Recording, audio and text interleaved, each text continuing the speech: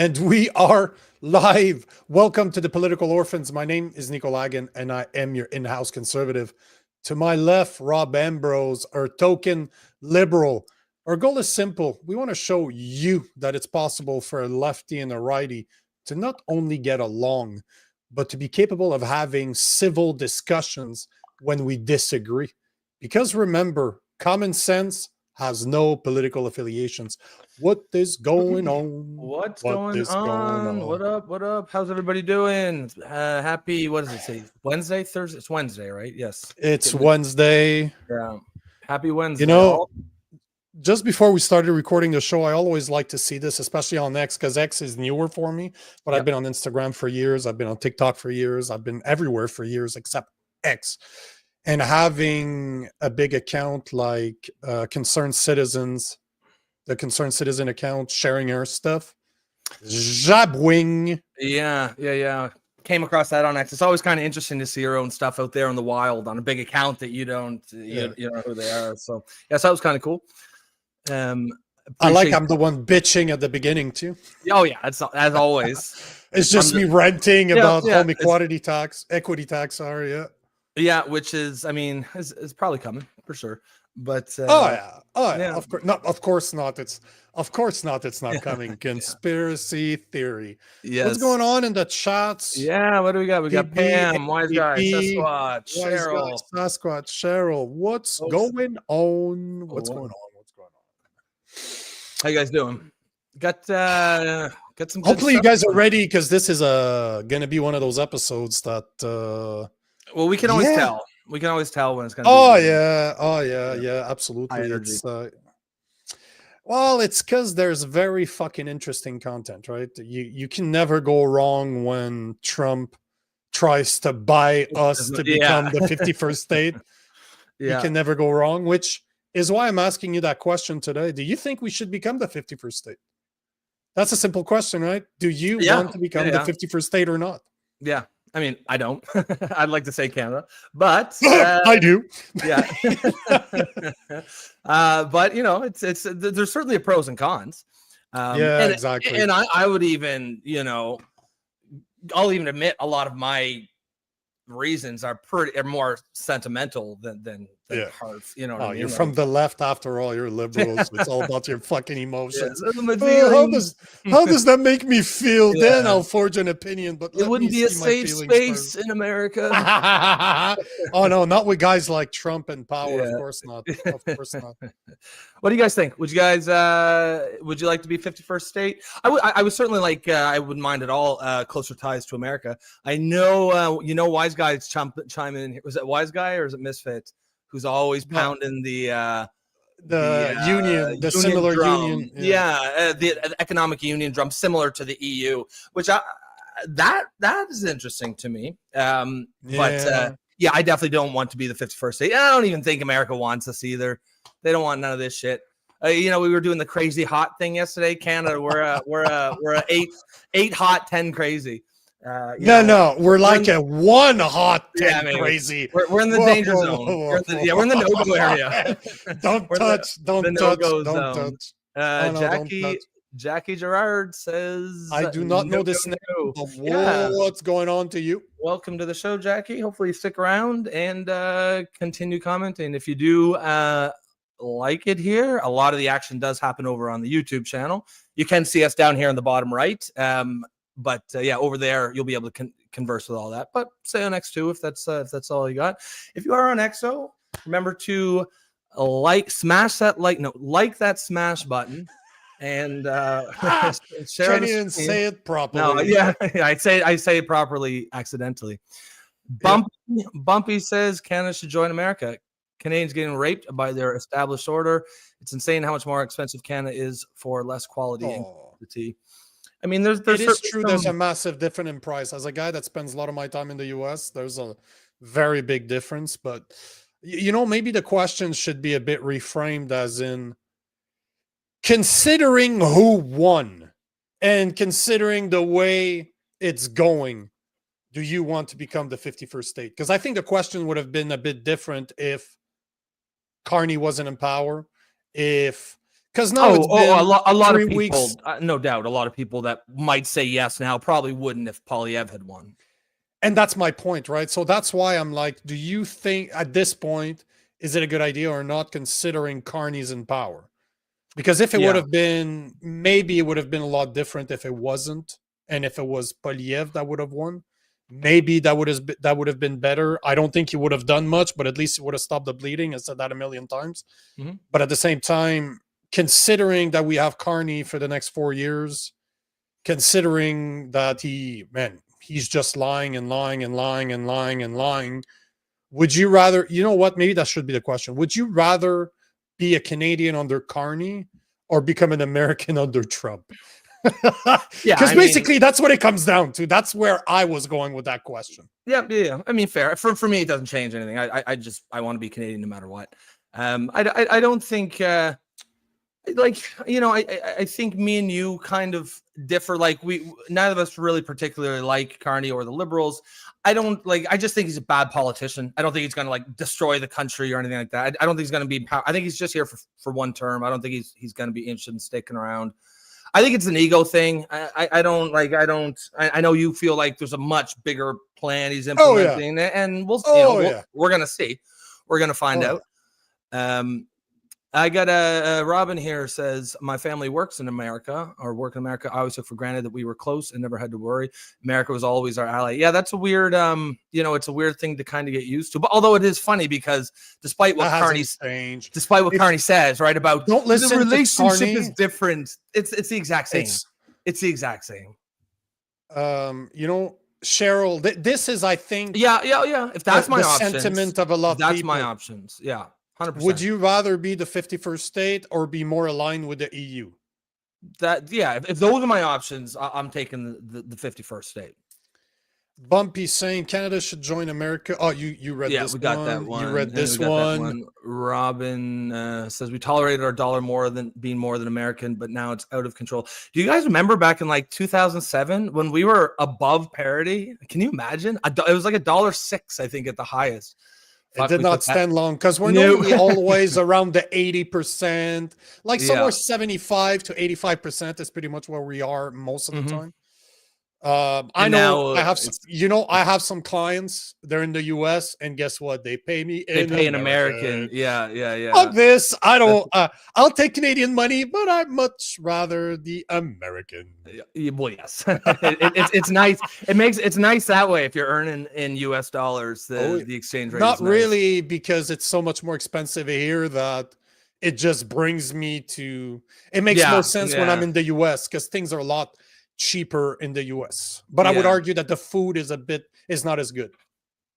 You pay, I would argue, like for meat, for example, you pay more for the US. Like it ends up being more expensive for good meat in the US than it does in Canada. And it's fucking funny because we're gonna jump right into this because I got a bunch of small subjects and I was not planning about talking about meats right now, but I saw this morning, and especially for you, we're jumping. See, my conspiracy theory hat is just there because it's easier than me putting it on. It's always there, so you can see. Yep. Me right.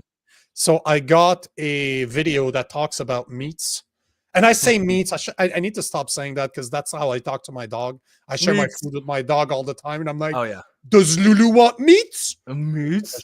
I shouldn't say that because she's around. Oh, she's gonna just fucking give me. Yeah. But so I saw this video this morning, and man, if this is indeed true, this is fucking scary as shit. All right, what do we but got? the title of the video is WEF mycotechnicist or bioethicist. Oh, jeez. You know what? How about you read the title since I can't fucking read? Microtechnalist. WF bioethicist talks about the genetically modified humans so they become allergic to meat. That's the tick, right? Like there's a tick that does yeah. Sorry. Yeah. Let's do it. 2 examples. So one is that people eat too much meat, right? And if they were to cut down on their consumption on meat, then they would it would actually really help the planet.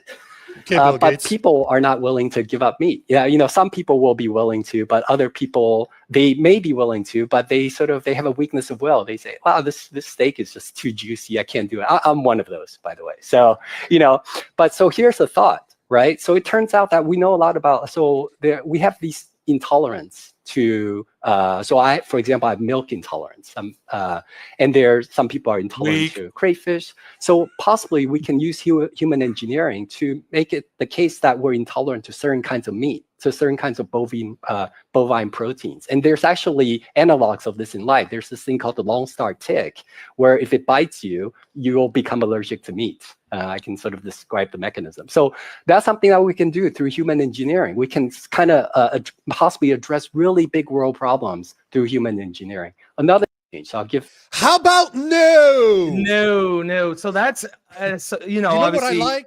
Always Yeah, you go ahead first. scrawny little guys. Like you got Bill Gates that's telling us that we need to stop eating meat and eat bugs. Yeah. Tiny shoulders, no bicep, all stomach, looks like he's gray. That dude can barely fit in his dad's suit. You need to. I love the big juice. No, you don't. Yeah. Fuck off. You know what, bro? If I get allergic to meats, I'm gonna start eating guys like you. That guy gets his wife to cut his meat for him. Oh, of course. And he sits. He's sitting down. Yeah, you know this shit. And he gets a well done steak. Always well done. But how ridiculous is that? Because you don't call it conspiracy all you want. Bill Gates has been talking about this for years. The bugs are talked about for years. Yeah. I was vegan for years, and you know that they want that shit. But I can tell you, my testosterone was down the fucking drain.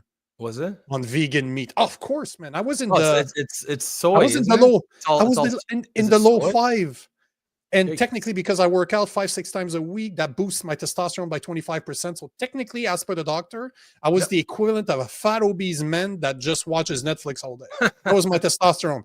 As soon as I stopped, I started eating meat again. I gained about 30 pounds. Oh yeah, you can't. Yeah, you can't. We're meant to eat meat, man. You can't. I don't.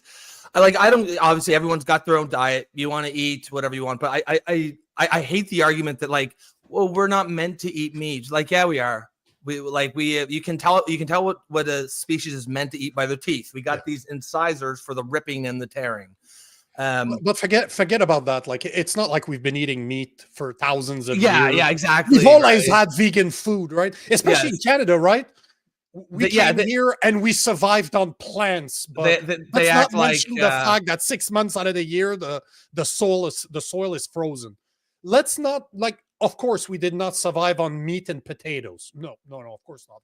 We ate a good, healthy vegan diet. Get the fuck out of here. Yeah. Fuck out of here. And what he's saying though, because I saw that clip a while back, and I mean, we talk about conspiracy theories a lot on the show, and I am not a conspiracy theorist, but that one has that feel to me where I'm like, okay, because it's real coincidental that you've got this powerful sort of shady group who's saying eat less meat. Everyone's saying nope, and then all of a sudden a tick appears where it bites you and you're allergic to fucking meat. You know what I mean? It'd be like if all of a sudden a tick appears and you're allergic to CO2 or something. It'd be a little suspicious. It'd be it'd be a little dodgy.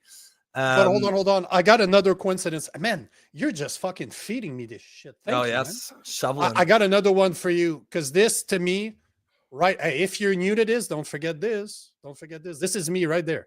I found this. I was telling you about this before the show, right?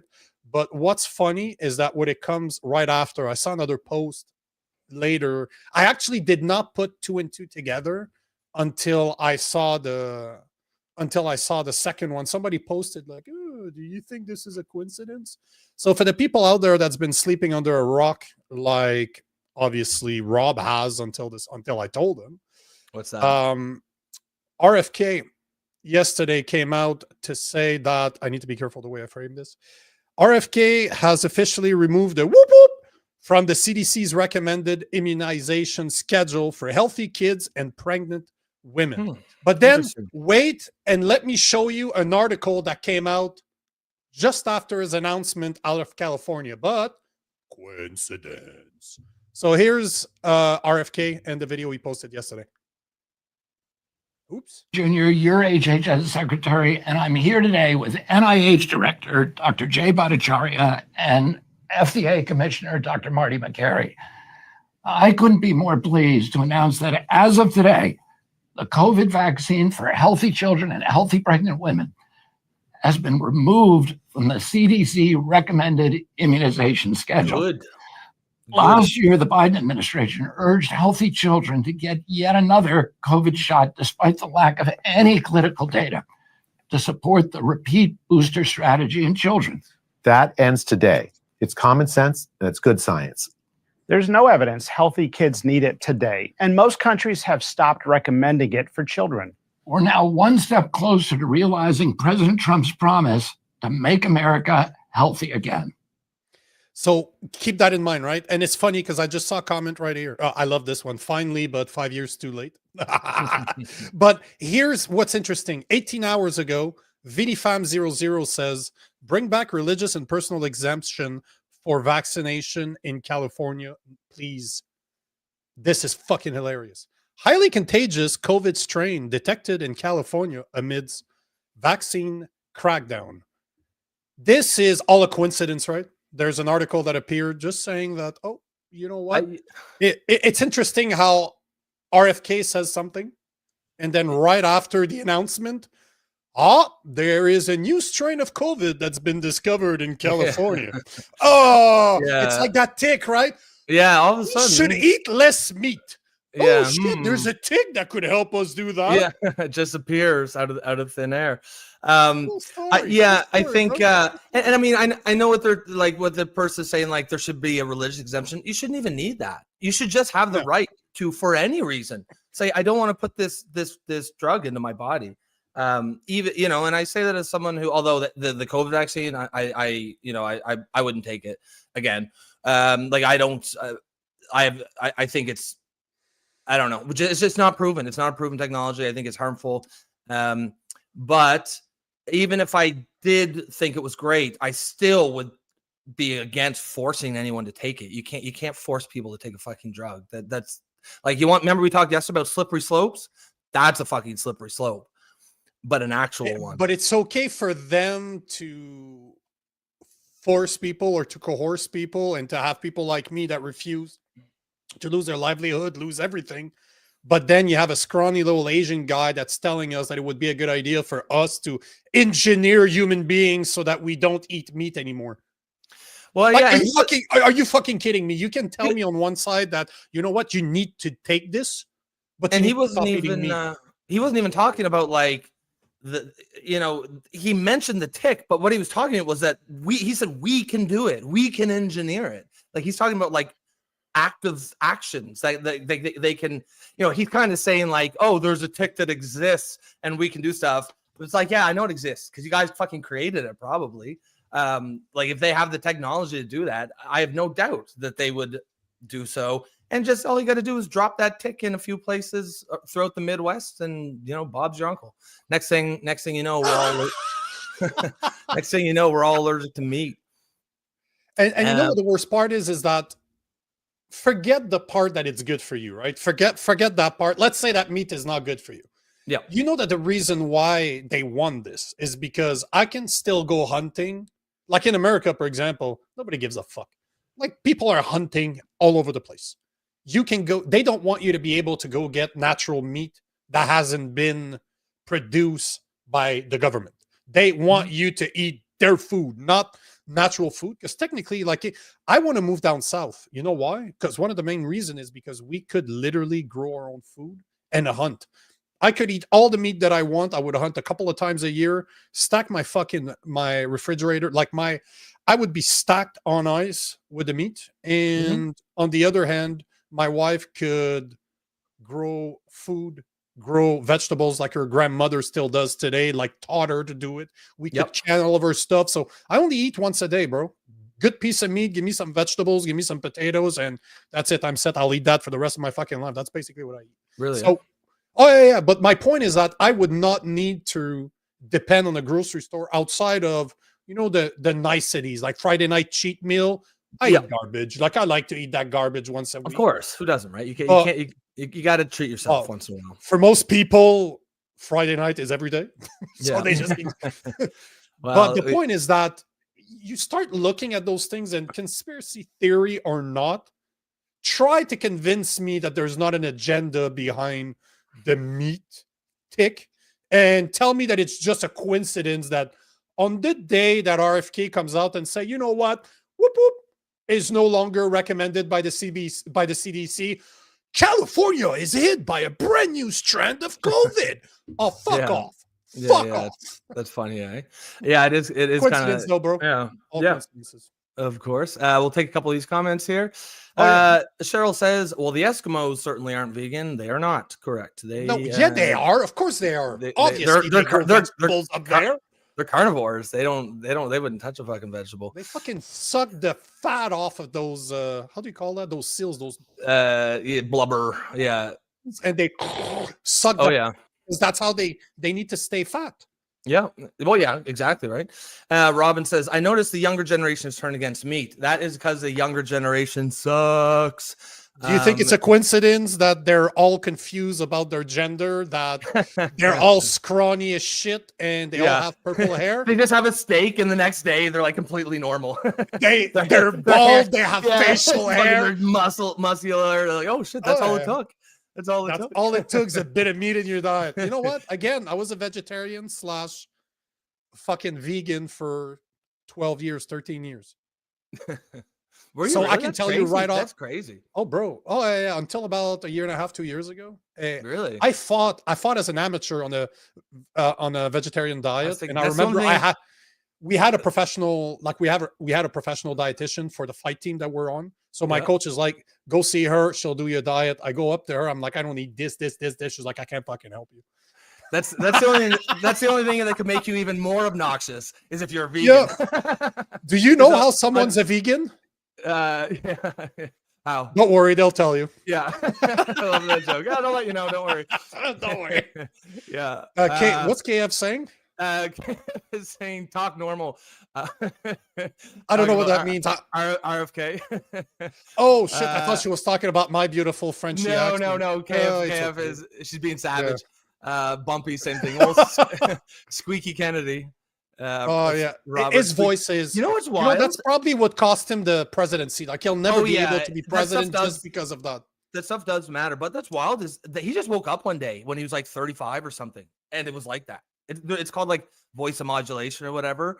Imagine that, man. Like That that's sucks, man. that does suck. I mean, obviously he's made the best of it, but Cheryl says, Rob, we already have the right to refuse any medical procedures. They violated everyone's rights by Yep. issuing mandates and punishing non-compliance. That's a good point too. You know, the other day I shared an article saying that there's a bunch of federal government workers that actually won in Canadian courts because they had, how do you call it, religious exemption. Yep. So I agree with you 1,000% that it should not be needed. But as a Yeah. Christian, I can tell you that my son's going to be born in the next month and a half or so. And there's a bunch of stuff that they do, right? So literally, I'm going to be in the room. We have a birth plan. Yep. I'm going to be in the room to prevent the doctors and the nurses to touch my kid. They're not fucking touching my kid. Like as soon as he's born, bye-bye, get the fuck out of here. We will let the umbilical cord drain. I will cut it off when it's white. They're not taking him away. You're not washing my kids. Like, fuck you. Get the fuck out of here. I'm taking care of. He comes back. He's got like dyed purple hair. Oh, yeah, exactly. They No, but then seriously, they then you know, name tag. they want you to shoot him with K vitamin, which is terrible for the kid. They want to put little cream on their eyes for I think it's chlamydia. Yet Really? my wife has been tested multiple times That's weird. during her pregnancy for chlamydia. So there's a bunch of stuff that they don't tell you Yeah. and they do because parents are just trusting, right? As soon as you start researching it, you're like, yeah, fuck you. You're not touching my kid. So yeah. The cream, I'm gonna tell them, like if it's an issue, because we have another appointment, like tomorrow we're going to do another belly scan to see what Yep. the baby looks like. And the next time we talk to the doctor, probably in a couple of weeks, we're gonna ask her like about that cream. Well, sorry, my wife is gonna ask her because I'm really not polite about those things. So it's better if I shut my mouth and just let her. She's a lot more politically correct than I am. But the point is that I will claim Christian, like I will claim, claim like a religious, like religious don't touch exemption. me. Oh, Yeah, it's the same thing with, you know, have you ever considered, well, you don't care because your blood is diseased already, but Yeah. for a guy like me that still has pure blood, I don't Yeah. want a transfusion. I told my wife, I'm like, it don't give me a transfusion. If I end Well- up being there because I don't want that shit in my system, I'd rather die than have that shit in my system. Well, that's a good segue into this comment by Bumpy, and this is actually Oh, this God is damn, we got some good commenters. yeah, this is an excellent comment, and so Bumpy says, Rob, what's your opinion on the government taking custody of a child to perform a blood transfusion on the child? That's what my opinion is right there. No, so I mean, I think they should. I like, for me, and I know it's a great question because of what I just said about there should, you know, religious exemptions and vaccines and stuff. But I think on this one issue, I think that I think that the state should take that. And again, it's one of those top issues that I figured we would disagree on that. And I know that I understand the arguments on it. I just think if the child's life is at risk, I don't personally, I would support it. But I do understand all sides. I don't think people who are against it are evil or anything like that. But it's a really interesting sort of topic. What's your take on that? I assume that you think that should my wife's an ultimate giver. Know your blood types. Know your blood type. Oh, she type O? Because if you're O negative, you can give to everybody, but it sucks for you because you can't receive from anybody else. Oh, that sucks. So the trick is find somebody around in your close friends. Yeah, it's something like that. Somebody that is an ultimate giver. Because if you have not ultimate giver, universal giver. If you have a universal giver, you just make sure they're close. Now, as Bumpy says, though, so Jehovah's Witnesses, that's in their religion specifically. They cannot. I know. Yeah, I'm not against blood transfusion, but I respect their right to be. Yeah. What I'm saying is, as a guy that is against the whoop whoop. Yeah. I don't want that shit in my. I would have never had kids if my wife decided to do it. We wouldn't have gotten married. We wouldn't have children because this is passed down through genetics. Really? Do you feel that strong? You feel that strongly about it? It crosses the umbilical cord. Like if you do it during pregnancy or prior to it, it will go. Let's say you didn't have it, you become pregnant because it's part of the schedule. They want you to get it while you're pregnant right now. So that would be passed to the baby because it modifies the genetic code. Like that technology, the mRNA technology modifies your genetic code. It does so to the child too. So to me, I would have never had kids with somebody that was vaccinated. No, really? Wow. Nope. I'm not giving that shit to my kids.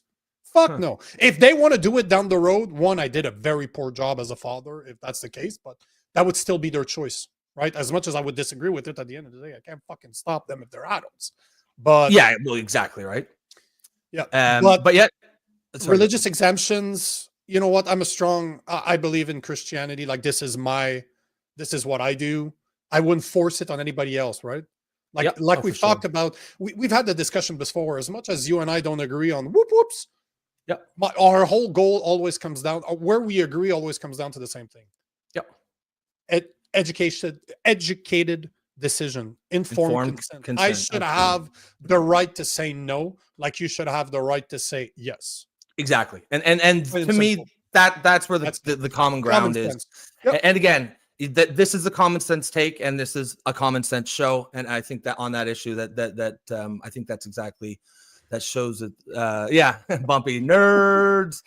Cheryl, he's probably talking about the very muscular. Yeah, he's talking about Buddy there. Yeah, the meat eater.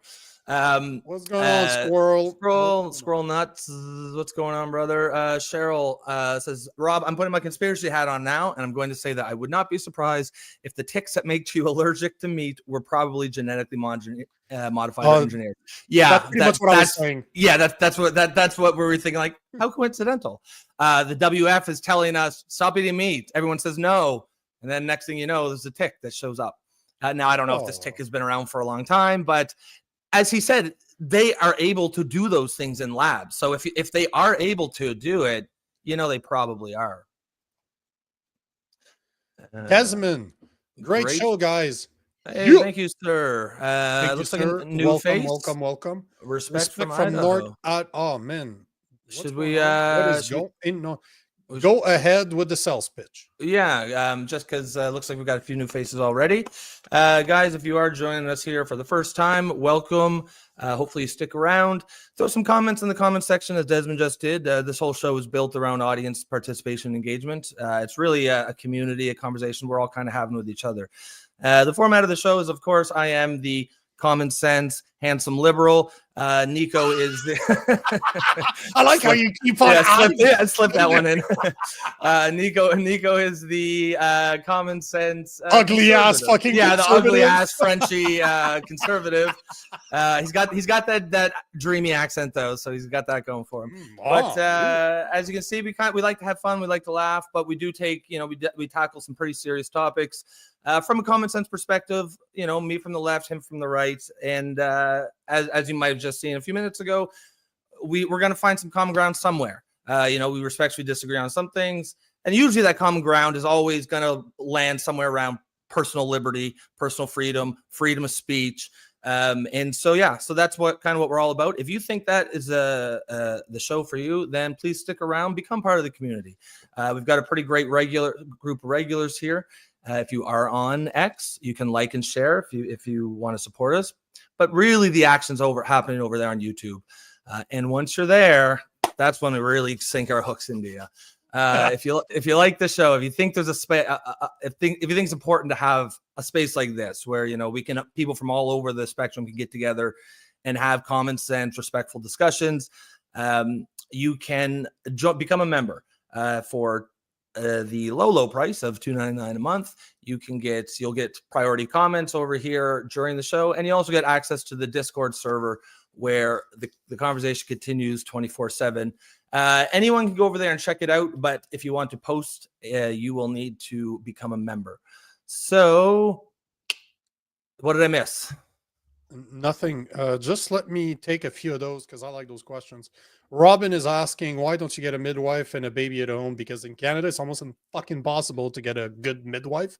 Because think about it this way: during the whoop whoop, midwives pretty much they work for the provinces here, and most of the midwives are midwives because they don't want the government to be involved in the way you deliver your kids. So most of the midwives, they left their job, and there's almost none left. And the ones that are left believe in the same bullshit the government does, which we're not we're not believers in. But we found out that my wife was pregnant. We were in Alabama. We have a midwife in Alabama. We still talk to her. She's fucking great. I wish we could have kept her. We would have delivered at home if it was if we were in the US, we'd deliver at a home or at her clinic. Like she has a specialized clinic that she can do home birth, like you do home birth at her clinic, but it's hers. So if we could, I definitely fucking would. And PB in Alberta, Nico, are you having a home birth? I wish we could. I wish we fucking could. She gave us a massive fucking trick, which we might do. It's so clever. She's like, one weird trick. No, call the ambulance, but refuse to go to the hospital. They're there. They don't have a choice to. So once they show up, they don't have a choice. Oh, so they can't charge you. No, it hasn't. No, it's free either way. It doesn't matter. Okay. It's free. Sorry. I thought we were talking about. I thought we were talking about the state where you're going to get charged. I'm going to smack because there's nothing free. So let me smack myself again. No, it's free after I pay 50% of my income. Exactly. But the point is that you can use the fact that they're here. They cannot refuse you treatment, and they cannot bring you there if you refuse to go. So if you wait long enough, they're gonna have to help you, and then you're like, hey, thanks guys, peace the fuck out, because I'm not going to the hospital. So Yeah. we'll see what happens. It's it's the first one, so we're not 100% sure on how it's gonna go. Hmm. I wish we could, but at the same time, I'm never gonna force my wife to, hey, bitch, please. Yeah, I Have a kid mean, here. you got but to, Bro, I- until about 80 years ago, Mm-hmm. women gave birth pretty much where the fuck it happened. oh For yeah, they're, thousands they're, of they're out years. in the, they're out in the fields, fucking Pop churning it butter out, or whatever, so- pop it out, and yeah. we just got scared that, oh, we need to go there, but technically you don't. And not at the same, not only that, but did you guys know that in Canada you can refuse the doctor's help and just use the room, which is basically what's going to happen. Really, eh? Oh, fuck it, they can't force you. So I'm Yeah, yeah. I'm the enforcer, bro. So we're hoping to have 2 people there, myself, hopefully. Fuck, I Mhm. want to be there unless I get kicked Yeah. out for some reason.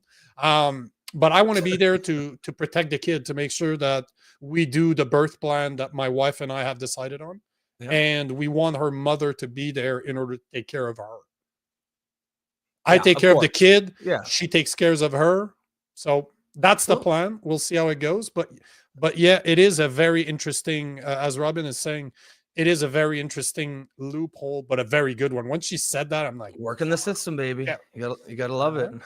But yeah, no, that's cool. I hope it'll. I'm sure it'll all work out. Cheryl says, Rob, that tick has been around for a while. Yeah, I mean, I figure, like, I don't think they can create a tick out of thin air, but what they can do though is, like, once they have it, they can modify it, right? Maybe make it more transmissible or more hardy so it survives longer, so it can bite more people or that kind of thing. I could see that, something like that happening.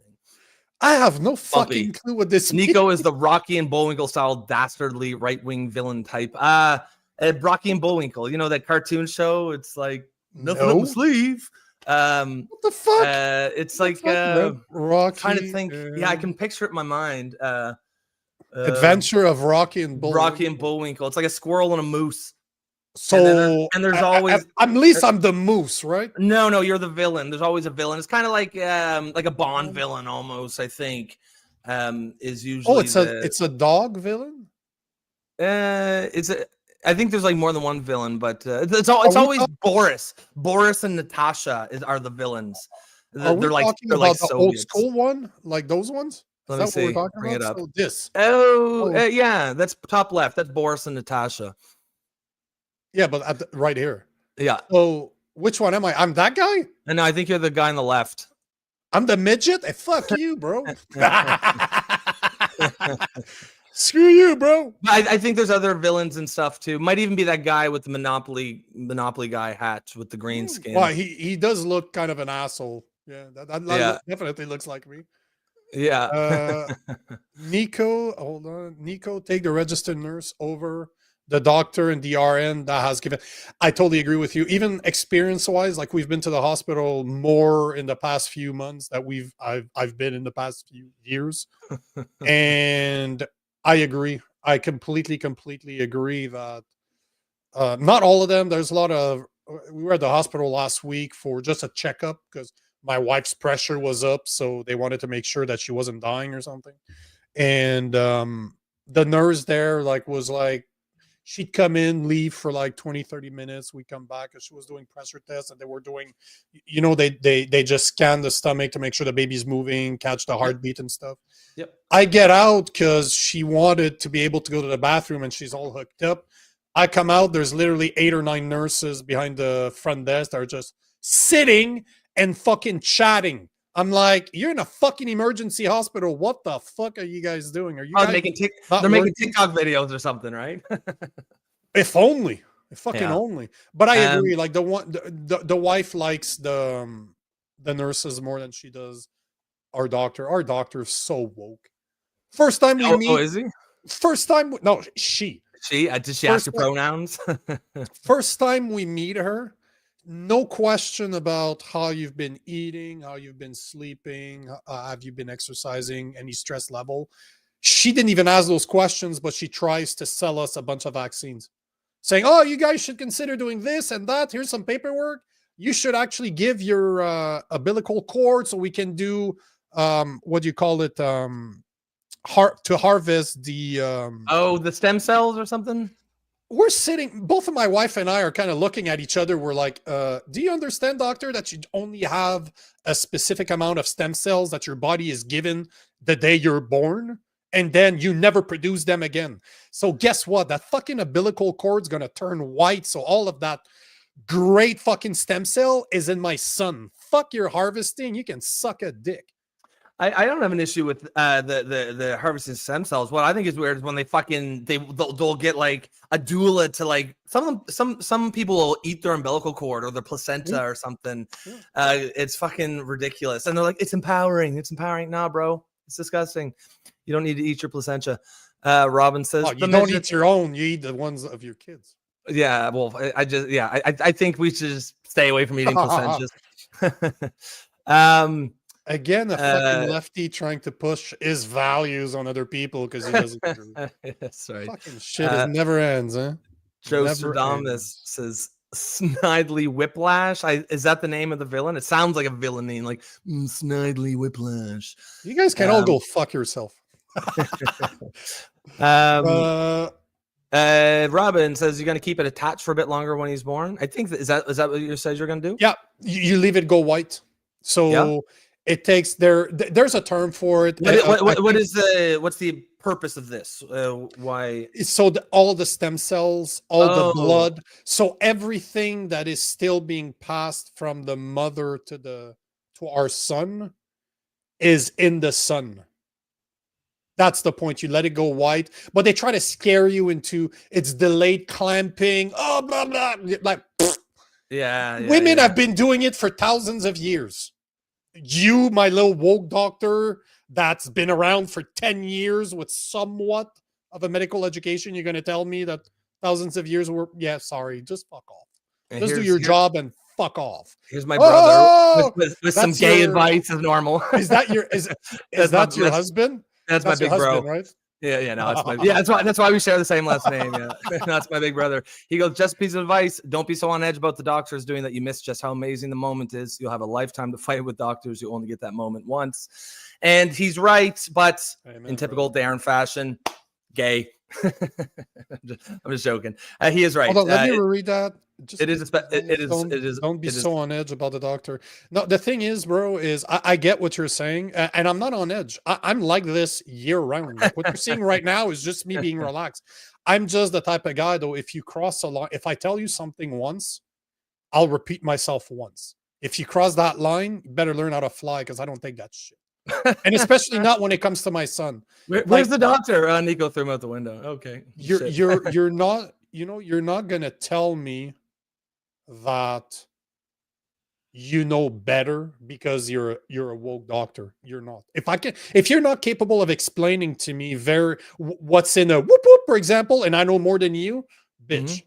Again, I'm not saying if we should or shouldn't do it, but if you cannot tell me what's in there and I know what's in there, we got a problem, because I ain't a fucking doctor and I don't even play one on TV.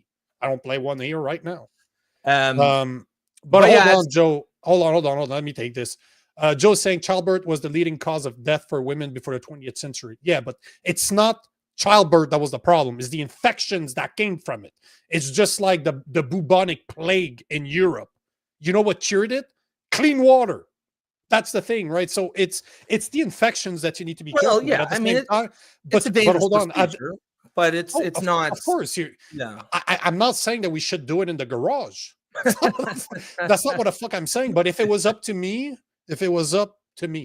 I would love to have a home birth, but in water. Because this is. Did you know that women are not supposed to deliver on their backs? Like my wife have not been able to sleep on her back for months. Just being on her back is so uncomfortable for her. Like it actually hurts her. So she's always on her side if she's laying down. But did you know that women are supposed to give birth on all fours? That's where it's the most comfortable, and this is where it puts.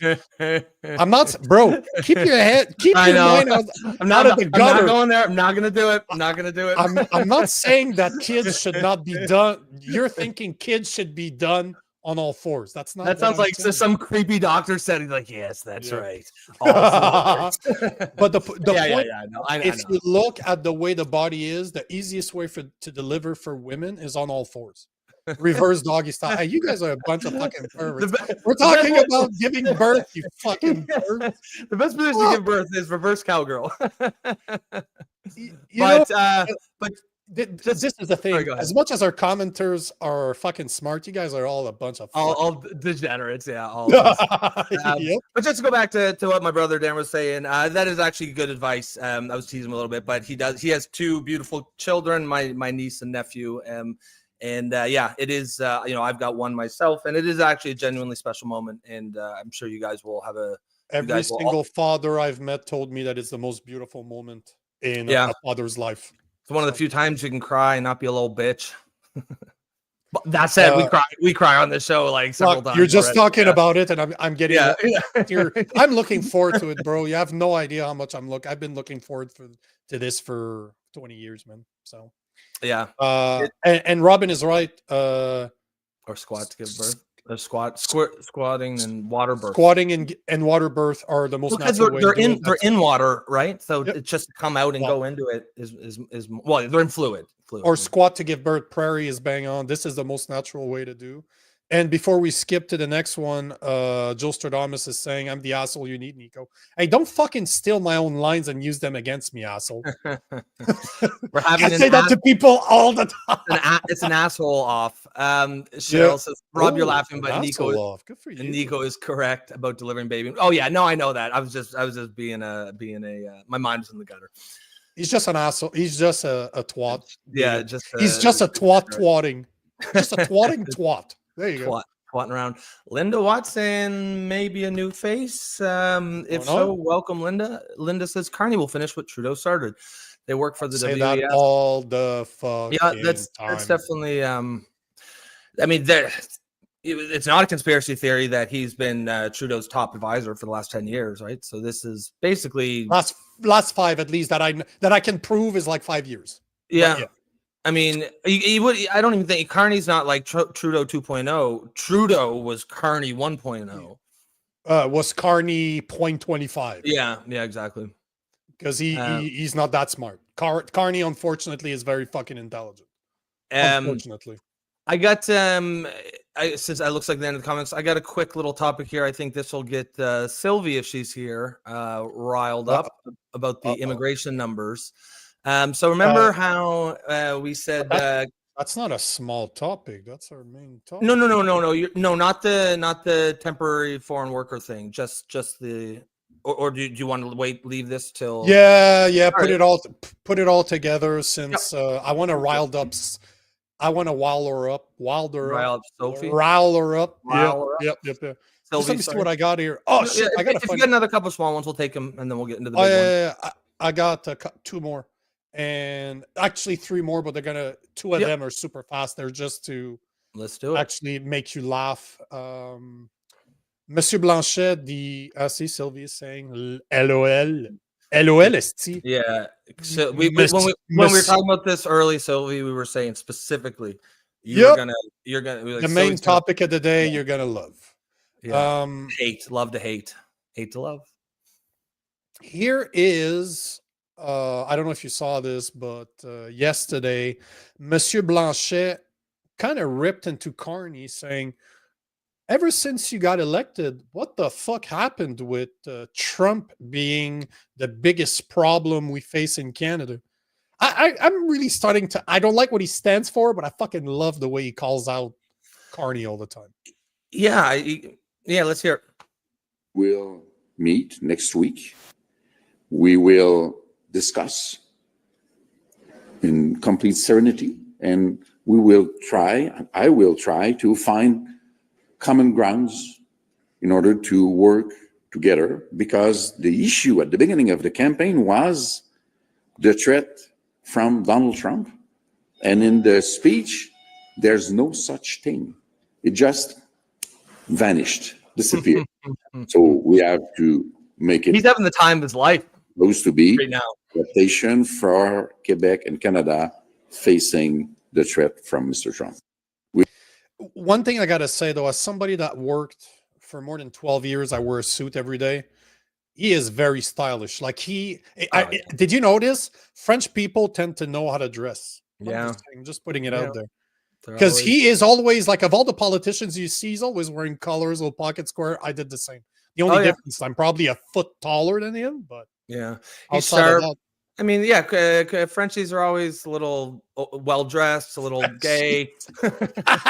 it's not called gay. It's being metrosexual. Yes, of course. You should know all about this. Look at yourself, motherfucker. Yeah, oh yeah, that's definitely my vibe. Oh yeah, like Um, if you could, you'd have a man bun, you puss. If I had hair, actually, If you could, yes. that's why I If I- said if you yeah. could, motherfucker. Hey, what's the name of your brother? Darren. Darren, yeah. Darren. Let's Oh, be no. honest here. If you're still here, that homosexual brother of yours, if he could have hair, he'd have a man bun, right? Oh yeah, I Right? know, yeah. But no, Darren's way and worse. you'd go He- like this all the time, right? Darren's one of those guys that's got like fucking 30 pairs of shoes. He's got a bit bigger wardrobe than his wife. He is definitely he's the metro one for sure. So when he we were loves the kids- rock is what you're saying. Yeah, yeah. When we were kids, he's one always fucking scrubbing his shoes with a toothbrush and stuff. He's definitely got style. Oh, so because he takes cares of his shit and doesn't expect others to That's pay basic- for it. that's he's basically it, gay. Toby. Oh, Yeah, this is me dressed up, basically. Yes. yeah. So this Yeah. is dressing up as Yeah. putting his cap on the right side. Yeah. Darren. Yeah. No, my brother is definitely honestly, most of my clothes are just hand me downs he gives to me because he's one of those guys. He'll go and spend fucking $300 on a t-shirt. I'm like, you're an idiot, and then he'll wear it and he'll give it to me. So yeah, I'll take it. There's two more things. One, this one's for you. This is All so fucking funny. It's do you remember shit, what was the black girl that was on MSNBC that got canned? Joyce Reed. You remember Joyce Reed when she got canned, and then instead of having just one black girl, they got a really big black girl, a black guy, and an Asian chick to replace her. Do you remember that? Yep. So the black girl, which I don't remember her name, but there's a video that came out from her yesterday. It's fucking hilarious. But this one is because of you and I. Wait, Oh, okay. I'll You just can take this that. comment. Take it. Yeah. Darren says Frenchies are always so well dressed because of all the money Albertans send them. Yeah, that's right. Thanks, bro. I Yeah. appreciate that, bro. Here is whatever the name. You remember her, right? Oh yeah. This one. Listen to this. Joy And she's Reid, not yeah. biased. No, she's not Joy Reid. She's the Simone, mastodon isn't she? that- Simone, some massive. Oh, she's the one that woman that ate Joy Reid and her job. Listen to what she had to say about processed food. Now RFK Jr. is like, processed foods are bad, but he's not doing it with any research backing it. It's just his wild conspiracy theories. And I'm concerned now. So did you know that now processed food is a conspiracy theory? It is not bad for you. Obviously, she is the well picture of health. Look at me. All I eat is processed foods. Yeah, we can tell. She is the model of why you should not Yeah. eat processed food. Yeah. Oh man. Yeah. No, I that's just really thought funny. come on, we have to keep it funny, right? Yeah. No, that is funny. But yeah, it's and we've talked about this before. How it's like right now, and the way the political, the Overton window is anything to do with bettering yourself is right wing coded, right? Anything to do with improving yourself, and then the left is over there. Instead of putting in the work to say lose weight for if you're obese, they're trying to change how society feels about obese people. Like, Bro, do you know how hard it is to keep on eating McDonald's every day, feeling that you have a heart attack? Like it's not easy to be able to hold your heart with one hand and then continue eating. Takes a lot of dedication and commitment and discipline. Yeah, exactly. Fuck. Right. Fuck. Yeah, Sylvie says, "Good God!" Yeah, I had to pull my headphone out a little bit because it's like nails on a chalkboard. There's one more video I wanted to talk about. This comes from Cheryl off of the Discord server. It's about the bill that Doug Ford is trying to pass in Ontario. So let me bring that up. I don't know a lot about it. I did not have the time to research it this morning. I thought I would, but I unfortunately did not have the time to do it. But I trust Cheryl. So Here is a bill that Doug Ford is trying to pass. It's supposed to be called Bill 5.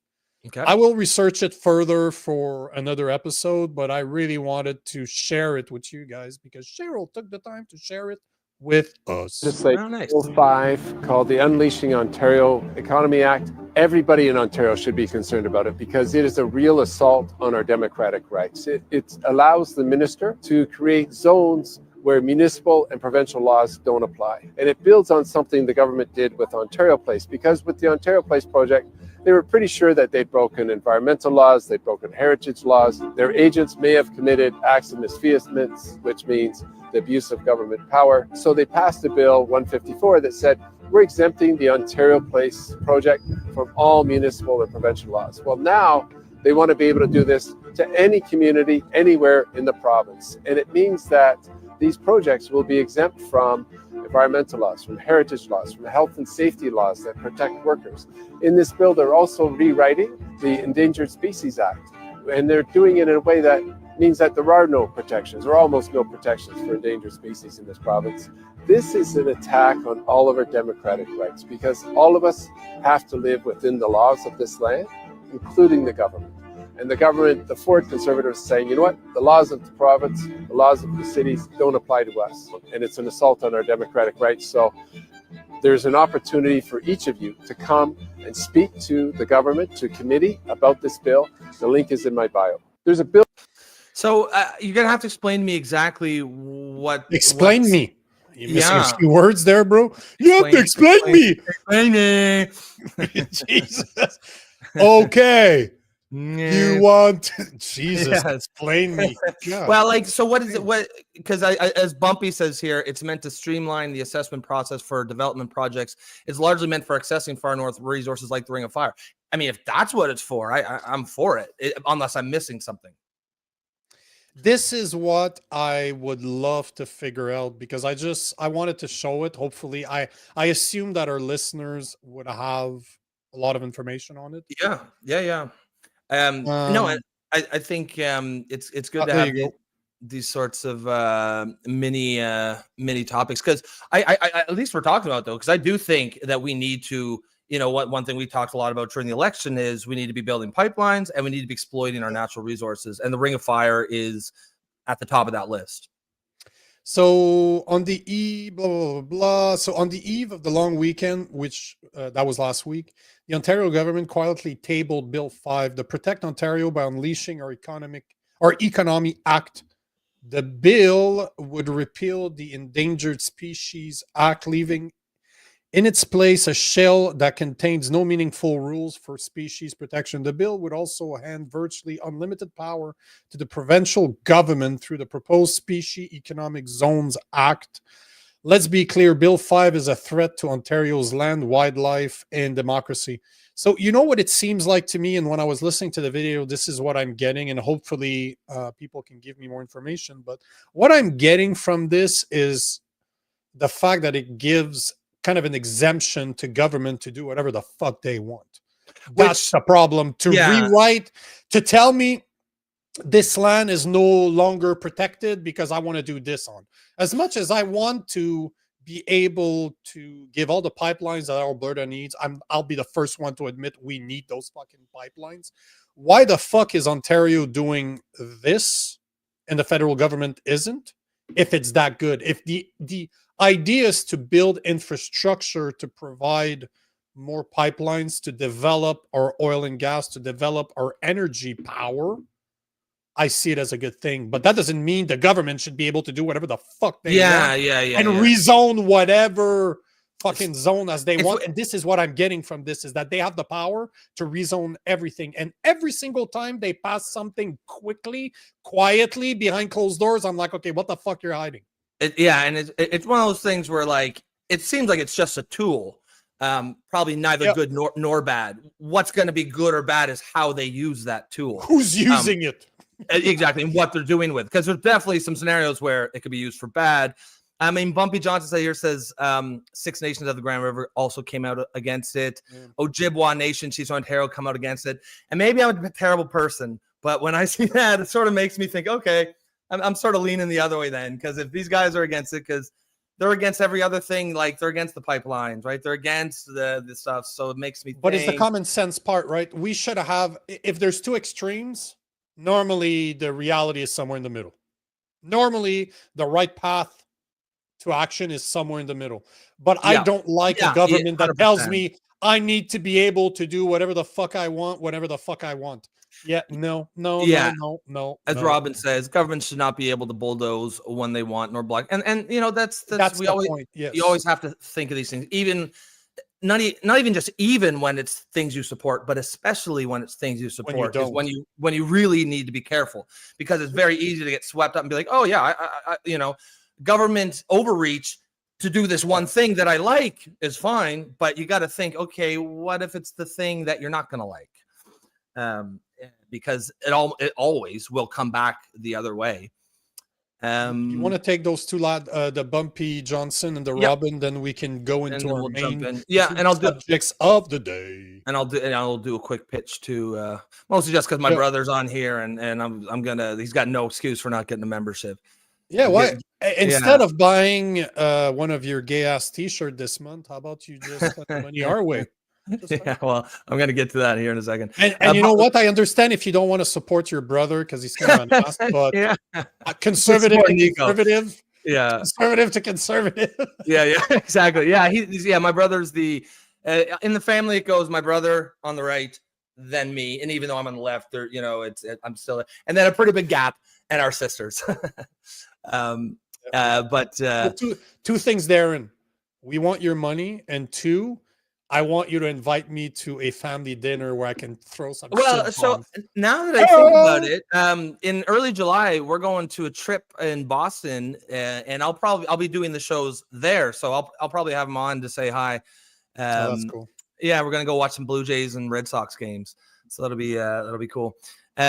Bumpy Johnson says the Dresden landfill is a big issue with Bill 5. The Ford government said there would be environmental assessment. His MPP won the riding. Even the PC MPP has come out against the Dresden landfill. Yeah, and I'll be the first one. I'm not too sure about like this sounds like Ontario politics. I'd have to look a little bit more into it.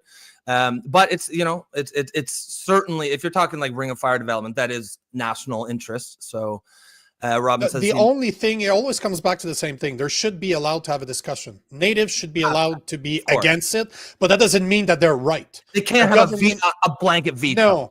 Yeah. On neither side, on neither the 100%. left or the right. And I'm not talking politically speaking. If First Nation says no, the government says yes. Okay, let's sit down. That doesn't mean that the government's right, that the First Nations are wrong, or vice versa. It just means we're supposed to have that fucking conversation. Yeah. Every time you say, I need to be able to do this without a discussion, you do it quietly. Bitch, please. Yes, absolutely. All right. And it looks like Robin says, head into listening mode. You all have a great day. We'll check you later. Always Robin. a pleasure. Yeah, we'll see you tomorrow. Guys, since there are some new faces here, very quickly, if you like what you hear so far, if you think that there's value in this show, if you think that these kind of shows should be supported, a place where we can, people from all over the spectrum can get together and have some laughs, but have some, you know, serious discussions, respectful. Best way you can support us is by becoming a member on YouTube. And I'm talking specifically to you, Darren, my older brother. There's no reason whatsoever why you should not be getting a membership on this show. You can do so by becoming a member on YouTube. It starts at $2.99, but Darren, come on, you know, you got more in you than that. So you can go to the next level. Take tips. I'm fucking with you. $2.99 would be great. You will be able to, you'll get some priority comments over here during the show, and you will, of course, get full access to the Discord server. So with that, a little spiel, let's dive into her. So one of the two topics we wanted to talk about today is obviously we need to talk about Trump, because Trump does what Trump does, and he's the mega troll. Yep. Nvidia beats earning today, then I'll subscribe for $2.99. I'm not, man. Fuck, we're talking $2.99, you cheap asshole. If Nvidia beats earnings today, then I'll subscribe. Yeah. When do they come out with it? They've been doing, Nvidia's been doing well for a long time, and I know I use their fucking graphic cards. They're awesome. All right, that's the deal. Let's jump into one of the two topics. First topic, we need to talk about Trump. what Trump does what Trump does, and he's a Yeah. mega troll. So It should be we should make a t-shirt of him in a transformer. Like, Oh yeah, mega Mega- troll. mega troll. He should be a That would be mega funny. troll. But the point is that unless again you were sleeping under a rock for the past 24 hours, Trump came up with this. So Trump said yesterday, I told Canada, which very much wants to be part of our fabulous Golden Dome system, He's that so it ridiculous. costs. I cannot say anything. I'm going to repeat it again, but I cannot read a quote of his without. I want to put my finger up and start doing shit like this. I told Oh, Canada. fuck. Yeah. Fuck. Okay, let me try that again. I Yeah. told Canada, which very much wants to be part of our fabulous Golden Dome system, that it will cost $61 billion if they remain a separate but unequal nation, but will What a cost dick. $0 if they become our cherished 51st state. They are considering considering the offer. that. It's funny. And of course, Canadians are losing their fucking shit like this guy, Jay Hunter on X. Canadians are considering becoming the 51st state, question mark. Canadians consider it insulting. Canadian consider it offensive. Canadian consider it hostile. Canadian consider it disrespectful. Canadians wish you would shut the fuck up about it. We're Canadians always, forever. When I saw this post, I commented and I'm like, hey, bro, how about you explain to me what a Canadian is? Guess Yeah, what? no shit. Eh? Mwah, mwah, mwah. No answers. But it's funny because yesterday we covered the throne speech, and the throne speech was given by none other than our foreign King Charles. Well, it and just that shows how twa- much sovereignty we No, no. have. No, but that twat actually, look at this. Like, I'm going to go on this profile. And Who this guy, Hunter? Ju- specifically? yes, just yesterday, quotes, the true North is indeed strong and free. King Charles III. So he's against Trump trying to get us to become the 51st state, but he's embracing a foreign king. Like that's a sign of independence. Like, what the fuck's going on with the left? Like, seriously, bro. Like, I understand you don't like Trump. Believe me, I fucking get it. But then in a post yesterday, you're praising King Charles. Somehow that's proving your sovereignty and independence to be embracing a foreign king. Like, are you fucking kidding me? Twat? Yeah. Twat boy? Twat Yeah. boy. Yeah, twat boy is a good term. Yeah. I mean, it's just Like, what the fuck? it's just it's just it's just tribalism. Whatever Trump says, they're gonna be against it. The left is gonna. It's just TDS, right? Now Trump is, of course, a master troll. I do not like by no means. I don't think it's funny because everyone's freaking out about when he said they're considering it as if like that's actually true. No, that's exactly just the kind of stuff Trump says. I don't think in any way Kearney is actually considering it.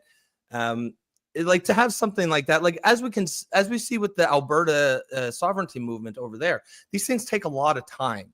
Like people seem to think it's just going to happen like in a weekend, or like Trump will make a tweet or something. Like even if we were going that direction, we'd have to be having those conversations like right now, and it maybe could She's happen. talking about a referendum somewhere next year.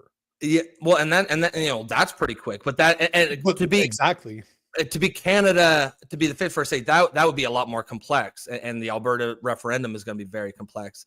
I think, I think this is just the 51st Trump state being thing is Trump? Trump being Trump, right? Now, I think that the relevant news story is the Golden Dome thing, because I don't think that number's pulled out of his ass. I think that's probably the price tag if we want to be involved, right? Because we're going to have to figure out, do we want to be? Is $62 billion a lot of money? It depends. It depends. If we stop giving our money to Ukraine, it's not that much. Yeah, that's right. We gave more than $20 billion over the past few years. Has it been that Yeah. much? Oh yeah, That's- Trudeau admitted it before leaving that we've given Ukraine more than 20 bill, and Mark Carney just got 33 billion without Parliament approval. So that's right then and so there. it's not that bad. That's Yeah, more than like- 50 billion. Obviously, they don't care about taxpayers' money. Yeah. And if we stop giving money to the CBC, we stop giving money to Canada Post, bro, we're almost at 60 already. Well, Like- and if you Fuck. and if you think about it, like let's say we don't join it, all that means is that the It missiles would will be the get biggest mistake. the biggest- missiles will get intercepted over Toronto instead of in the far north. You know what I mean? Because they're going to have America's not going to wait for those missiles to come into U.S. airspace before they shoot them down. They're shooting them down over Canadian airspace. They won't give a fuck. So we're involved. You know, we can't get out of this one. We may as well be part of it. And I think it's good. I think it would be good to have closer ties with I the agree. U.S. in general, Yep. and closer military ties. You know, people who are worried about, oh, America might invade. Well, you know what? The best way to ensure they don't form pretty close military ties. Join the Golden Dome, because then you're part of the American military system, and you're basically buying insurance for yourself. If we're spending $20 to Ukraine, we can afford $60 billion for missile protection. Now, I wanted to show you guys this, Mario. What's his last name again? It's like Zendaya or something, Zelensky or whatever the So fuck. everybody in Canada, basically, that follows somewhat of right-leaning politics for Canada. You've Yep. seen that guy. You know So he this made an guy. interesting video about it yesterday, and I'm just noticing the comment. We have to address the comments afterwards, but I wanted to show this because he's normally well-researched. As much as Mhm. I don't agree with most of what he says, he still does his homework, right? Even though Mark Carney got elected, Trump is still talking about Canada becoming the 51st state. In fact, just 2 hours ago, he said, I told Canada, which very much wants to be a part of our fabulous Golden Dome system, that it will cost $61 billion if they remain a separate but unequal nation. But it will cost $0 if they become our cherished 51st state.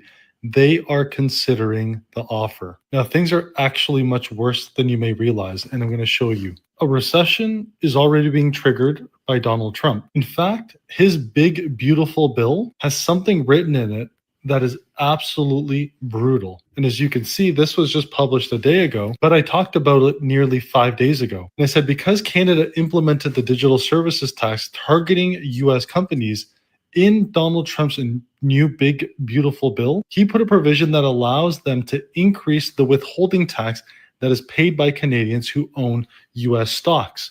That rate will go from 15% to 50%. And I know you may not think that it's a huge deal, but our CPP has nearly $1 trillion in total assets. In fact, they just made almost $60 billion, and they've had great returns for 2024 and 2025, but now more than half of all of their investments are in the US, and they're not planning on cutting the US exposure.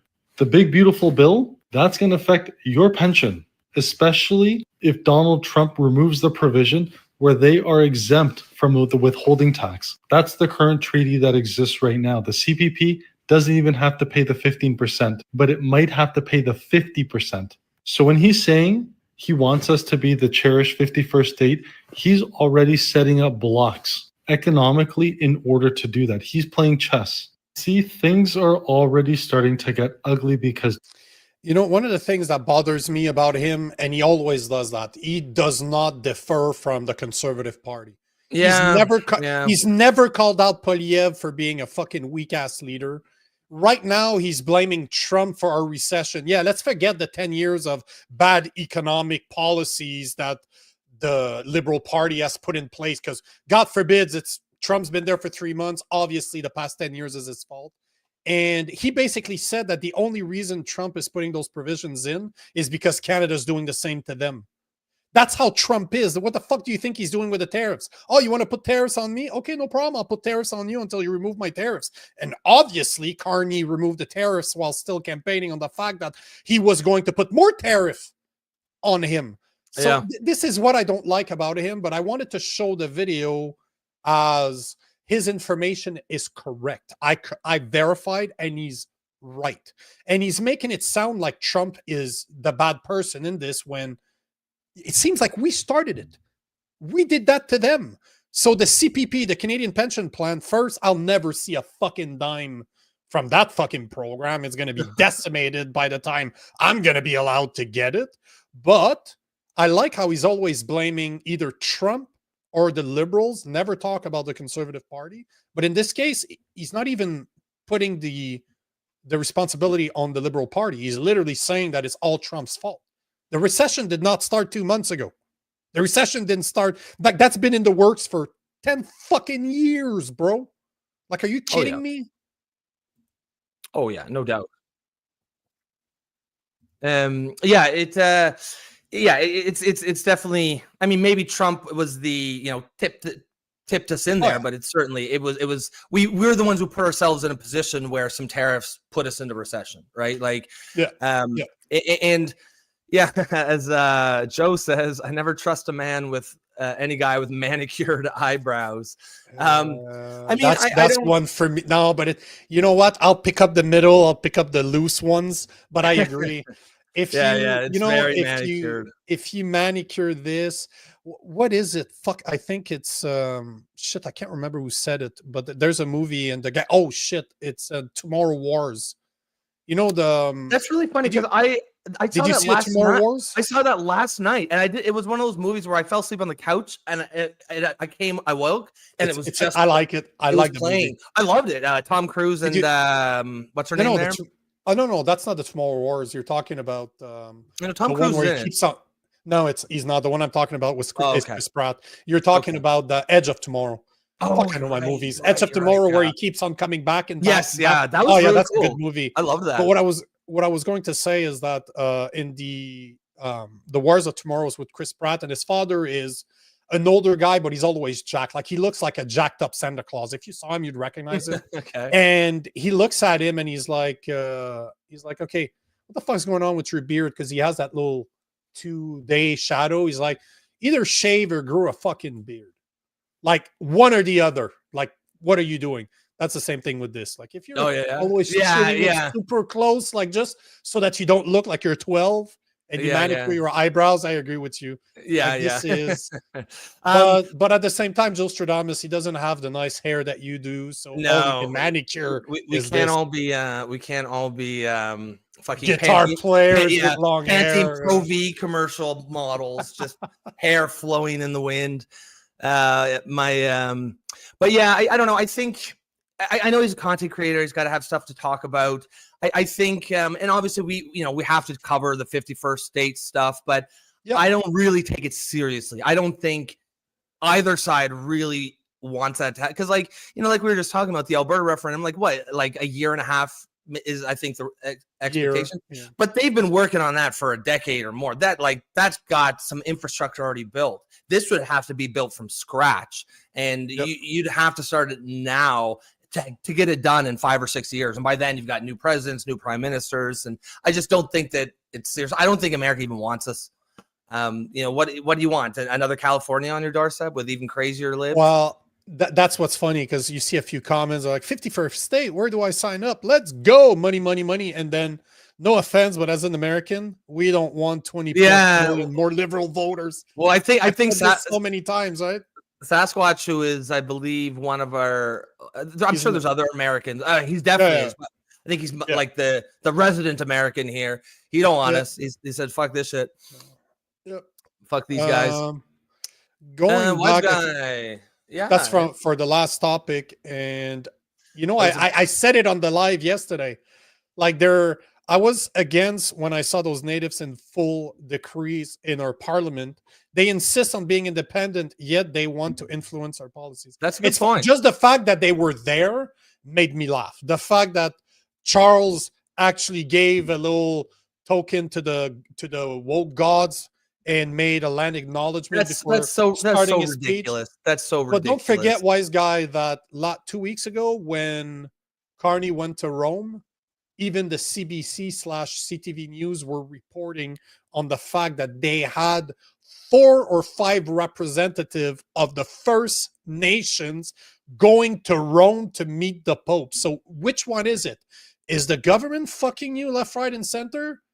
Is it, don't you have a problem with the church anymore? Like, what the fuck is going? What the fuck's going on? It's like they were saying how Canada's the worst. We hate Canada, genocidal. And then as soon as the Alberta says we want to leave, the Indigenous are like, no, we love Canada. What do you can't leave here? Like, make up your mind, guys.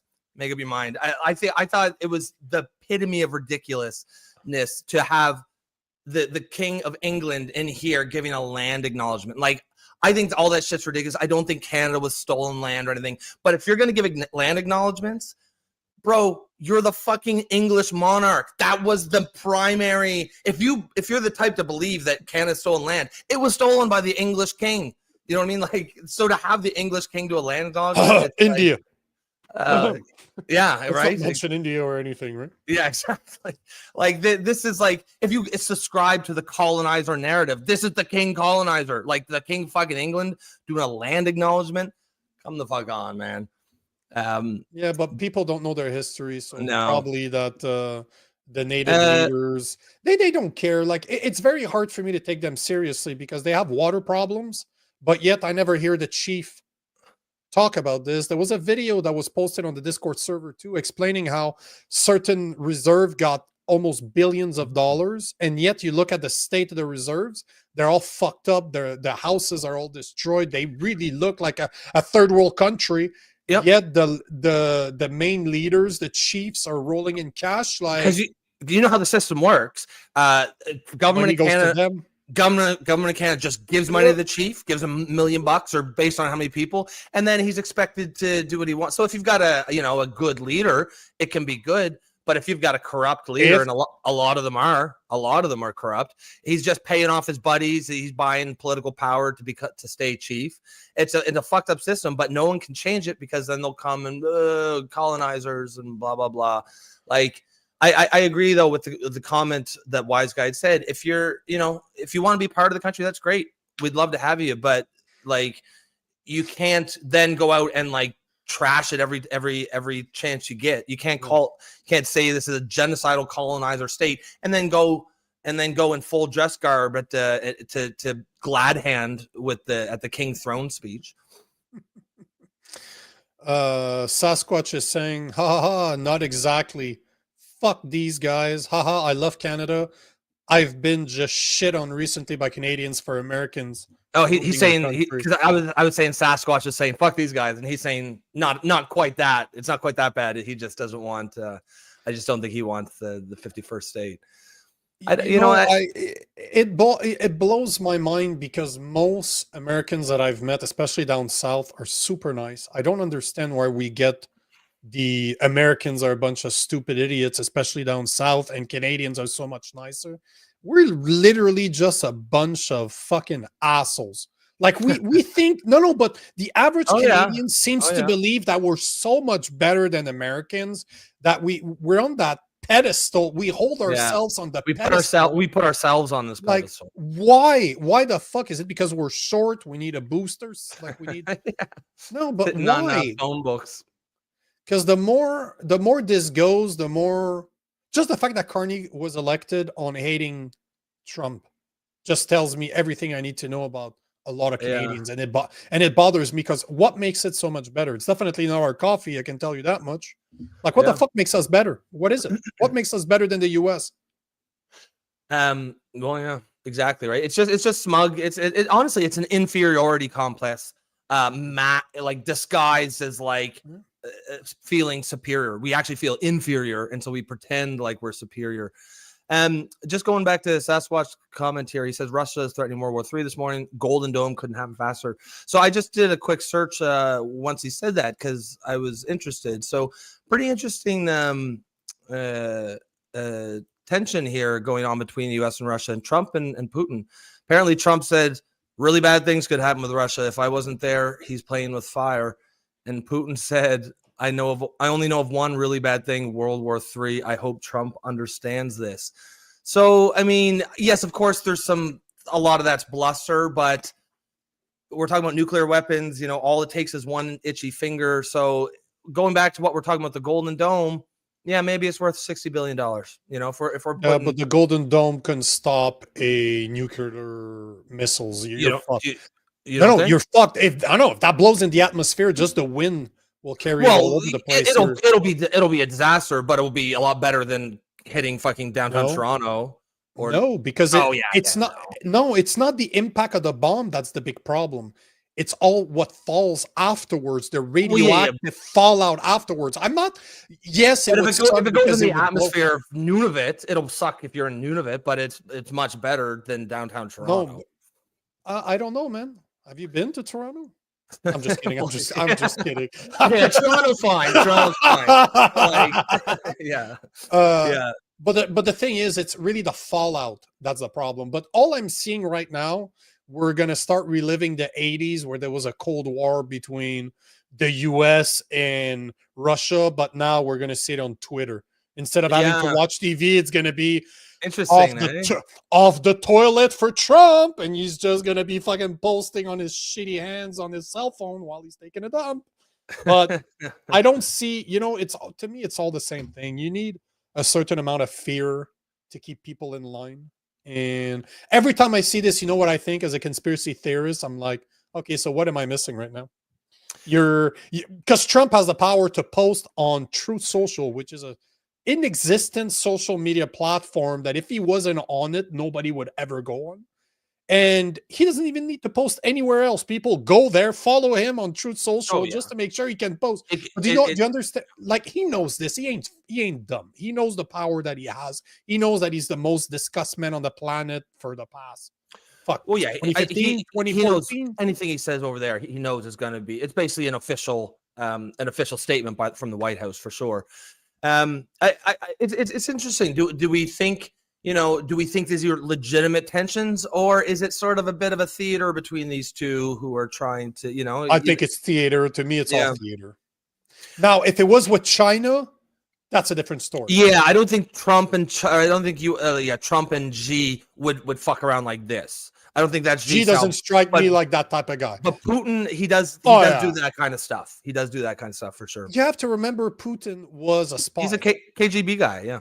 But he was a spy. So you know that guy knows how to fuck with other people.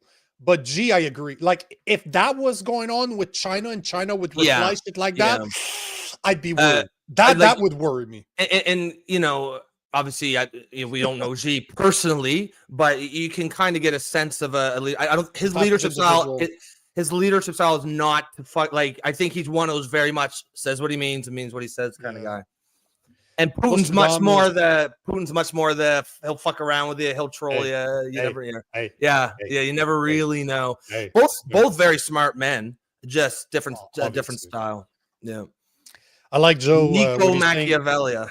Nico Machiavelli strikes again. You're absolutely fucking right. And that's why that book is just right there. It's always there because, man, if you want to understand politics, world politics, and the way our societies are forged nowadays, read Niccolo Machiavelli's Prince. You'll understand everything that's going on. I mean, it's the stuff he's talking about, power and human nature, that never changes. That never, that's it's like 400. It's more than 400 years old, bro. And it was it's what was true then is true now when we're talking about human nature, right? We society has changed, but humans have not changed. Power hasn't changed. Nope. I agree. You want us to jump to the next one? Let me introduce this the way it happened. Yep. Yesterday or this morning, actually, because this is brand spanking news, they would say. Bank of Canada. So this morning, it was 3:00 in the morning, and I started seeing this stuff happening. And then I saw a post from Canada Proud this morning saying that the Bank of Canada has confirmed that 1 million foreign students allowed into Canada by the Liberal government accounted for a larger share of workers in low-skilled occupation, replacing Canadian-born workers. So obviously, like I always do, because I have seen some of their posts that was actually misquoted or rephrased in a way that it sounded different than what it was. Not this time. I would actually say that it's worse than what they're saying. Like, this is a great headline, but that's what they do, right? They do a lot of meme almost looking. There's a that one I did not like. There's a Toronto Sun article that came out this morning, and as you can see, it was literally changed 3 hours ago, and every single thing in that article, like there's 5-6 paragraphs that I want to talk about. It's all like, what the fuck? So they're saying that the Liberals allowing 1 million foreign students costly to Canadian. That's the So report. just before you go any further, just to give a little bit of context, this is what Jamil what's his name? Jamil Javani was talking about, the conservative We covered MP him last week, to- and he's speaking out against a this petition Yeah. against the temporary, temporary worker foreign program. worker program. So yeah, go ahead. But that you're bang on. I wanted to bring it up, but thanks for bringing it up. Yes, it Jamil Javani talked about this last week, I'd love to get and we him on. posted. I know somebody. I know an MP that knows him. I used to Ooh. punch him in the face back in the days we met through martial arts. So I reached out to him. He hasn't responded to me, but he did confirm that he knows him. So I asked him Okay. if he could do an intro, because I'd love to have him on the show. Yeah, But that'd be yeah, great. so and Sylvie, this one's for you. That's the subject we're talking about. So what's messed up is that the Toronto Sun is saying that the Bank of Canada research shows that the federal Liberals' decision to allow more than 1 million foreign students into the country had a significant impact in some employment sectors and cost Canadians job and wages. What do you The think those latest- employment sectors But hold might on. be? Oh, if you give me a second, they go into details. Like, it's really messed Okay. up what they talk about. But they're Sure. saying that the latest study confirms a 2022 Employment Department report that foreign labor led to Canadian workers being replaced per BlackRock's reporters. They accounted for a larger share of workers in low-skilled occupation, replacing Canadian-born workers who moved out of their jobs, who were moved out of those jobs, says the bank report. The shift in Canada immigration composition and its effect on wages. So that's the name of the report that they actually released. But it's when you start looking at the actual numbers, like it's saying here, since 2015, non-permanent residents have become a primary driver of Canadian immigration inflows, reversing previous trend where this group was small and permanent residents played a predominant role.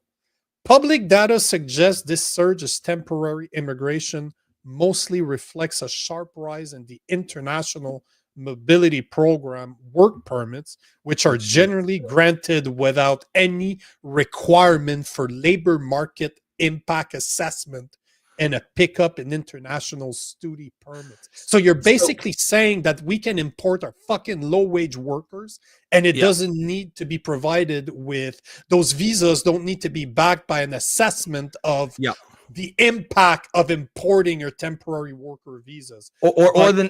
Before you keep going, I just want to add a bit, and also that study that they talk about. It's as you said, it's the impact on the economy, but it would also tell you if we even need them, right? And they're not doing that. Like, most people think this program is for like high skill jobs, right? You have a certain skill, and I think most people before that, but it's not it. It's okay. Like, anecdotally, what do you guys who go to Tim Hortons, what have you noticed about Tim Hortons over the last 2 to 3 years? Has there been any shift in and we're not talking about the quality of the food, although that's bad too. But just to make it a little easier, the employees. Have you noticed anything about the employees? So yeah, you go ahead there. But we need to get back to that. We need to get back, because what's happening with Tim Hortons hits me personally because of what I used to do. But let's just finish this. We'll get back to this, because everybody's seeing it. Tim Hortons, Pizza is another one that's getting affected a lot. It's essentially just low skill, low wage workers, right? Yep. Basically jobs that don't require any type of experience, that were mainly occupied by college students or high school students and teenagers. That was the past. That was the point of those jobs, and there was value in that. But look at this. This is where it gets troublesome, because those numbers. I love to see those numbers, because those are the numbers I had reported a couple of weeks ago in a post. So my personal research confirms those numbers. They're bang on. So there were 2.3 million foreigners in Canada in 2023, according to the Department of Immigration. Figures included over 1 million foreign students, 766,000 migrant workers, and 471,000 landed immigrants. Between 2015 and 2024, temporary foreign workers have become younger, less experienced, and more likely to migrate from lower income countries, as well, shares of temporary worker in skilled occupation have declined. So you're basically saying that their share of foreign worker in skilled occupation has declined, while the foreign workers that are coming to Canada are taking the low wage jobs. This is what the report is saying based on the number provided by the Department of Immigration. And I can attest to every single number there because I found the exact same thing through my research. Like I literally posted about this 2 weeks ago. Those are the numbers I posted. And I'm like, yup, 100%. you're right. As Tammy A says, and I think this is your first time posting here, Tammy. Welcome. She says importing low-skill workers adds no value to Canada. Entry-level jobs are for students and teenagers and kids. 100%. That is what it's for. And Joe Stradamus, and I feel like this is kind of right up your alley too, Joe. Like I know your big thing is the class wars. The working class against, and I think this absolutely is this one here. Imagine that if Canada's government was really smart, they would set it up so those low paying jobs were filled by quote unquote illegals, so they could drag them out every 2 years to scare white people. Oh shit, yeah. But yes, I think so it's I'll get you to keep going there, but yeah, it's a lot of this is just done under our noses, and it's crazy some of the stuff that's coming out. But finish there, and then we'll take some comments. But it's not crazy because Sylvie's been talking about this forever. Yeah, Maxime Bernier's been talking about this forever. I started talking about this a lot over the past 6 months, and I'm still considered a conspiracy theorist. Yet you're looking at the numbers are right fucking there in front of us. The numbers of new immigrants to Canada increased substantially over 23 and 24. The composition of newcomers have changed such that non-permanent residents have replaced permanent residents as the main contributor to population growth. So the immigration that we're seeing right now is not even permanent residents. We're talking about low wage seeking foreign workers that are not even here on a permanent base. Most of them are fucking are we here need on a visa. No, but the thing that I did not realize is that I thought, and this is me being naive, I would imagine, especially after reading those type of reports, that I thought that if you were here on a student visa, like the more than 1 million, what was the number? The exact number? The exact number was over 1 million right here. So there's 1,040,985 foreign students right now in Canada. I did not think that they were allowed to work. No, they are. I thought that they came here because they had money and they could prove that they could work. Because when I was in college 20 years ago, when I went back, we had a bunch of the school that I was is a trade. It's the equivalent of a trade school, but it's a private trade school. Like it was not backed by like it was obviously by the government, but we had a lot of exchange students that came from Africa, that came from other countries to try to get to actually get formed properly. And then they would go back and seek better jobs where they were from. They would provide to their community.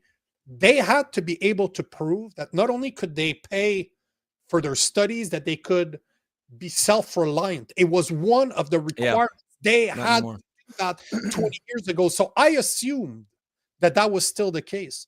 But now we're literally showing that they can not only come here, but they're allowed to work and steal jobs from teenagers. And that's the real reason they were brought here, right? That's why they can work, because they were brought here to work. The school thing is just the cover. 50,000 students last year did not show up to class. 50,000 foreign students on temporary visa did not show up to class. 50,000. They showed up to work, though. They showed up to work. Well, obviously they did.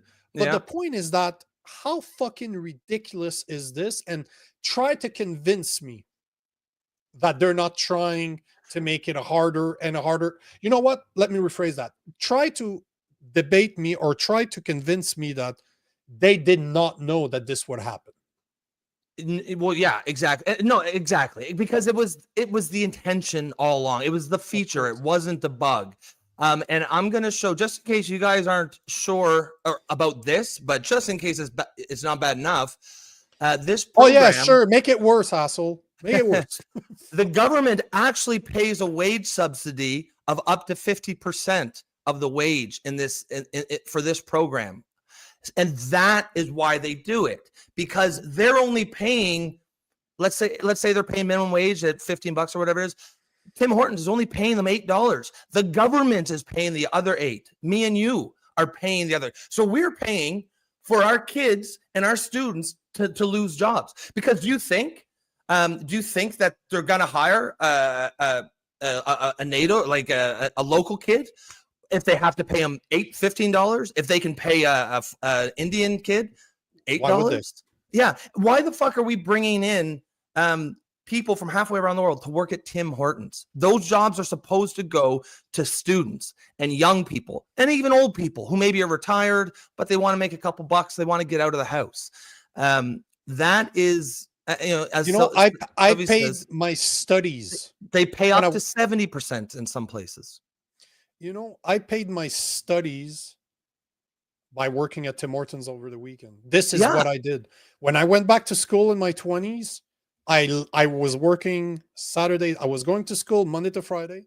Saturday, Sunday, I had a part-time job. I would be working at Tim Hortons making donuts. Back in the days where you actually had to have talent and it wasn't just put in a microwave, I actually made the donuts from scratch. But the point is that this is how I paid for my studies. I was early 20s. But I had no experience outside of doing labor jobs. And labor jobs, unfortunately, they don't really work on Saturday, Sunday. It's mostly a week job. Yeah. But what else was I supposed to do? I could build experience, do that. I could do that on weekends, no problem. But what the fuck is happening to the kids that are exactly their first job experience? Well, what the fuck's happening to them? I can tell you firsthand, like I've got a 16-year-old son who just got hired at Sport Check up at the mall because his brother's best friend is the manager. But he has been trying for 6 months. He's been going to all the Tims, all the fast food places, the places where 20 years ago, that's where 16-year-old got hired, no problem. He applied at 30 of them. And because I drove him there to each and every single one, didn't even get an interview because they're not looking at them, because they're paying $8 for people that they're important for how, and that's wrong. There's no, it's not a left or right issue. That is wrong. And I think, again, this is one of those things I don't think a lot of people are entirely aware about this. And Tammy just says, yes, newbie. I just want to take this just because she's a new listener. Listening to you guys at lunch has become my new habit for a couple weeks now. That's really cool. Love the flows, conversations, and topics. We appreciate that, Tammy. Thanks for the comment, and hopefully you keep at her. But yeah, it's not right. And how could they compete? Like, that's not the free market. If the government, i.e. us, is paying for 50%, the local kids have no fucking chance. And of course, then it has the side effect of keeping wages low and depressing wages. And obviously, that is. But it goes further than that. My biggest problem with this is that why the fuck are they here? We don't need low-wage workers. We got plenty of them here. Yeah. Teenagers, 100%. Younger people. I was not a teenager. I was in my early 20s. I needed a job with no experience. That's it. That's what I did. You could serve coffee. You could do whatever the fuck you want. You could serve pizza if that's all you can do. But why the fuck do we have foreigners coming here, sponsored by the government? So our taxpayers are paying for their salary. So basically, private corporations are only paying half their salary. I'm paying the other half of their salary to prevent teenagers, young people, to prevent our people, kids, to prevent our kids from getting jobs. We're paying for that. That's not right. And you know that it's a fucking problem when the debate. Remember the fucking debate during the federal election. Nobody touched it. Nobody touched it. None of them. They didn't touch it. They moved it. They even quote. Do you not remember? He said it on the live stream that one of the subjects we're not touching today is immigration. Yet ask every single Canadian here if they have an opinion on immigration, they all do, good or bad. Everybody fucking cares about immigration. And you're going to tell me that you're not going to talk about it? Very hard for me to believe that this is not done on purpose. You're trying to cover this up, and now you're having a guy. I'm happy that Giovanni's not white. As bad as this sounds, I'm happy that he's brown. He wouldn't be able to. He wouldn't be. I'm happy that he's brown, and this is bad, but I'm happy that he's not only brown, but he had cancer, so he doesn't look normal because he's scoring points on the totem pole of the oppression, the hierarchy of oppression. Oh, he's up there. So he's scoring points, but he is I couldn't say this. I'm way too white to come here and saying, "Hey guys, this is a problem," without sounding racist. And it has nothing to do with race. It's about keeping jobs for young people and old people and just people who are, it's about, Canadian jobs for Canadians. Why is that such a controversial topic? I'm going to show you something. You're going to really like this. Before you do, let me ask a question to the commenters, because I could not find it this morning, but just this morning, I was walking my dog about 8 o'clock this morning. I get up. I was up at 3:30. I start walking. Yeah, you fucking text me at 6 a.m. 6 a.m., bro. I'm up at like 3 o'clock. No, 6 a.m. my time, 5 a.m. your time. Yeah. So, I've been up for 2 hours. But I was just walking my dog just this morning. I'm just north of Montreal and Laval. Walking my dog. We're in a suburb. I'm walking my dog like I do every morning. There's 2 massive trucks on the side of the street. There's 2 pickup trucks. There's a bunch of guys working, replacing the trees. They're putting new trees, but tiny trees, right? Just like that big. They're probably 7 feet tall. I'm in fucking Laval. I'm not in fucking Texas here. Like, it took me a second to realize where I was, because I thought for a second I was in Texas. You know who was installing those trees? There was a crew of 8 guys. 6 out of the 8 were Mexicans, like speaking Spanish with the music blasted, like big Mexican music. I'm like, where the fuck? It took me a second. I spent so much time down south. I'm like, okay, hold on. Where the fuck? Was it out of place in Montreal? And the guys are browner than I am, so you know that they're not here during the winter. You know that those are temporary workers, because as a guy that spent a lot of time in Texas, do you know that Mexicans, it's so warm where they are that they wear hoodies in the middle of the summer? Like, it'll be 40 outside and they're in their hoodies. They protect their skin. They're not cold. They're fucking used to hotter. So the guys are right here in fucking Laval. I'm looking, I'm like, what's going on here? Those guys are clearly speaking Spanish. Those guys are not Canadian Mexicans, I'm telling you. And this is not a racist thing. It's just an observation. It's 20 years ago. Any foreigners that are being imported is the problem. But 20 years ago, it was just a bunch of teenagers, young kids, or young 20-year-old something that's looking for their first job. They're installing this during the summer so that they can pay for their university. They can pay for their college. They can put money aside between sessions. I'm like, okay, what the fuck? And we're talking 30-year-olds, 40-year-olds. Those guys were young. Yeah. And just like, the U.S. is always complaining that Mexicans come through the border to do their temporary jobs, and then they go back. Like in Arizona, in Yuma, where we stayed for months, you can literally cross by feet. We can park the truck and just, hey, we're in Mexico now. Yeah. And the people, day in, day out, you will see trucks. Like you will see, those old school yellow buses. They're green.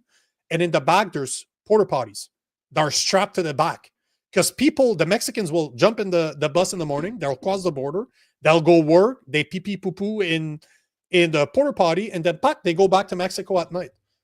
But that I understand. You're connected. It's like crossing from Ontario to Quebec. Mm-hmm. We're very fucking far. As much as they called us the Snow Mexico, it's a fucking joke, because those guys don't like it down here, or don't like it up here. It blows my fucking mind. And that this is allowed. How the fuck is that allowed? And there's other factors that are not just purely economic. If you think about, that first job for a 16-year-old, that's a rite of passage. That's a big part of how our young people start to learn about life and responsibility. And, we've already got, our kids are already fucked up enough. They're already infantilized. They're already, living in mom's basement till they're 30 playing games. Now we're taking another thing from them that does traditionally have, it's got a maturing effect. Now we're fucking with our kids. Their ability to learn, their ability to make money, their ability to grow and become functioning adults.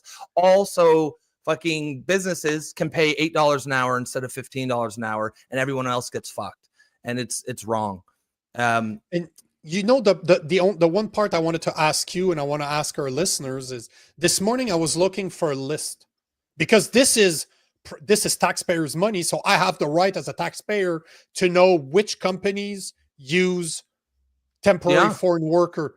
I could not find a list anywhere. I just asked as we're using right now, but it's saying there's no comprehensive. I bet you list. though, if anyone knows how to do like freedom of information requests, that information's out there. That information's out there somewhere. But for the people that are listening, can you tell me, have you guys ever seen, and Sylvie is very, very much on top of this, have you guys ever seen a website, a government website where I can find which companies are using temporary foreign workers? Because that company I saw this morning, I did not like what I saw, because that's not a low-paying job. We're talking about landscaping. Those guys make a fucking killing. Oh yeah. And not only, but they're hired. They're a private company that subsidize that does the work of the city. So not only, so basically what we're seeing here is those companies are bringing them in 50%. Let's call 50% because it's easy to calculate. But 50% of their salaries are paid by taxpayers' money. The business itself only needs to pay the other 50%. They're taking really lucrative contracts with municipalities. Mm-hmm. Because landscaping ain't fucking cheap. So they're being subsidized to take municipality contracts. Those are not cheap contracts. You make a shit ton of money. I don't know any companies that don't want those contracts, because you basically don't work that hard. It'll come back every year and you'll make a shit ton of money because it's paid with taxpayers' money either way. I don't give a fuck about that money. It's not theirs. Yeah. Yeah, no, exactly. Like it's wrong. And there are some people speaking about it, but there aren't enough. I mean, that's kind of, I guess we'll take that mantle. I'm going to show you something. This is actually pretty funny. You're going to like this. And then we'll take some of these comments here. Because there's quite a few. So this is, I saw this yesterday. It's just like a minute-long cartoon somebody made. The shirt says, "We only hire Timmigrants." Timmigrants. So Tim Hortons just dropped a new merch line, and in a bold move, they actually used a Canadian guy to model it. Not very on brand. Because, let's be honest, Chad here, he'll sell the shirt, sure, but he'd never get hired to wear the headset and hairnet.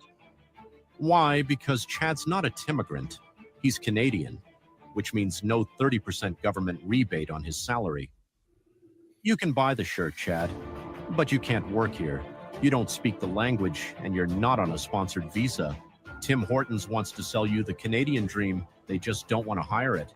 And if Tim Hortons wants to buy the design I'm wearing, I'll ship the order out wrong, in solidarity with the 19-year-old behind the counter who got my black coffee order wrong. This has been Logan Tinfoil with We're Cooked News, like the video. Then share and follow so I can afford one of these shirts that says heritage while the country gets outsourced. I mean, it was bang on. It's not even funny. Like, I'm watching this video and this just pisses me off. Yeah. This just really, really pisses me off. That it means that if I were to do what I did 20 years ago, let's say your son's 21 years old, 20 years old. And just like me, dropped out of high school, it was 15, decided to stop doing drugs and selling them and being an asshole and go back to school. How the fuck would he pay for school now? Like, how would he be able to pay for school now? Yeah. Because that's how I paid for mine. These are real people's lives. Like, these are our kids' lives. These are our seniors' lives. And this is a completely, a aspect of life that has been extremely important for some people. Yeah, for some people it's just a part-time job. For other people, it's their livelihood. It is how they survive. And they cannot compete in a market where our tax dollars are subsidizing 50% of foreigners. Only foreigners. You couldn't hire a Canadian and get that subsidy. It won't work. It's only for foreigners. Here, Why Cheryl are says, why are we even bringing those people in? Why are students capable of working? Why are they not? Why don't they have to prove, just like when I went to school, why don't they have to prove that they have the funds to cover their years of study, No, to cover their food, rent, everything without depending on us? So not only are they stealing the jobs, the corporations and the businesses are doing it on purpose because it saves money. Taxpayers are paying half of their salaries, and we're importing more and more of them to do what exactly? What do they bring to society? fucking What do they bring to important. to the Yeah. society in Canada? What do they bring? Yeah, no, exactly, right. I think I think people need to hear about this, and that's why I'm showing Cheryl's comment here. ATIP, which is I guess the FOIA or Freedom of Information Act requests. I'll double check in case they change the name. Maybe we should, in the Discord server, maybe we should be putting these requests in. Maybe we should get the information out there, and we'll do a breaking news story on this on one of the episodes. Get actual information. How many are like? How many are there? How many? How many jobs have they taken from Canadians? How much are we subsidizing them? Like the actual dollar amount. That information is out there. I guarantee it's not public, but it is definitely out there. Did you have anything else, or should we take some of these comments? No, take some of the comments. I'm just looking at what Cheryl said. At Nico, I double checked the department name I sent. I would send an ATIP to ESDC, Employment and Social Development Canada. So that's what you were talking about, right? Yeah. Access to, what is it? Information Access protocol, to No, it's access to information. I thought it was access to information request. I thought it was A tier, but I'm not sure what the P stands for. But this is something that really fucking grind my gears. Access to information, but what's the P? That's the P. I don't know. But protocol but either way, it's the same as the FOIA that in the States. It's a way to get information from the government that is our right to have. And if no one else is doing it, then we should be doing it. And maybe we'll jump on the Discord server, and maybe we could have a little one of those channels. Maybe we could organize that. Because I'll have to look into. I don't know how to do that, but I'm sure the information is out there. If we work together, I'm sure we can figure it out. Wise guy, this is a comment I definitely wanted to respond to, because I do hear this a lot. Some version of, well, Canadians won't do those jobs anyways. He says, to be honest, I don't think our young people want to work. All the 20-year-olds I know are on welfare and won't work anyways. They will be able to fill those jobs. The fact of the matter is, that's how the market works. Like, yeah, maybe they won't work for minimum wage, but when that's how the market works. If no one's willing to work for that wage, then you're going to have to raise the amount of money that you pay. And maybe that means they have to pay $18 or maybe $21 or maybe $22. But there's a number where they will be able to entice Canadians to work there. And what will happen is, if you do that, is you will find that the floor and the overall wages are going up, because the bottom level, the bottom floor of workers is also going up. So yeah, I don't buy that Canadians won't work, or they say it's like, oh, Americans won't pick fruit that the Mexicans do. Yeah, they will. It just might mean that the people who pay them might have to pay them an actual living wage. They might have to pay them, but there is a dollar amount. You tell me Americans won't pick fruit for $100 an hour? So somewhere between $5 an hour and $100 an hour, there's a number that they will pick fruit, and that's how the market is supposed to work. Let's play devil's advocate here, and you know what wise guys say. Let's say that he's correct, and Canadians will not do the job. Why the fuck is it sponsored by taxpayers' money then? Yeah. This is the part, like, as much as I disagree with you, Rob, I always going to try to go from a common sense perspective. If that is the case, that Canadians do not want to do those jobs, then we have a moral problems, and parents are doing a very shitty job at educating their children to understand that there is layers to building a career. And I started in 100%. 100%. I went from answering the phone after college for a small internet company, like mom and pop would call me to fix their internet. Within 10 years, I was dealing with massive accounts wearing a suit. This is just, there's a way to get there. You just need to do the fucking work and do those shitty jobs. But the point I'm trying to make is, let's say that that's correct. Let's say that no Canadian wants to do those jobs. Okay, cool. Why the fuck am I paying half of their salaries? Yeah. If that's the truth, and we need those foreign temporary workers, okay, cool. Let's say that I believe it. Why the fuck are we paying half of their salaries if that's true? Because we shouldn't have to. If that wasn't a problem, it's not going to be hard for us to find foreigners to come here, which those foreigners are mostly Indians, by the way. But it wouldn't be hard for us to have Indians come here. So why are we paying for it? Why the fuck is tax? So not only are you taking the jobs away from kids, but the adults need to pay for it? Like, are you fucking kidding me? So that means that a 20-year-old kid that's working at one of those jobs, let's say your son finally got a job at Sports Check. That means that his portion of his salary is used to make, now that he's going to pay taxes, a portion of his salary is going to be used to pay a foreign worker people who to come here and steal a job from one of his friends. Yeah, it's wild, right?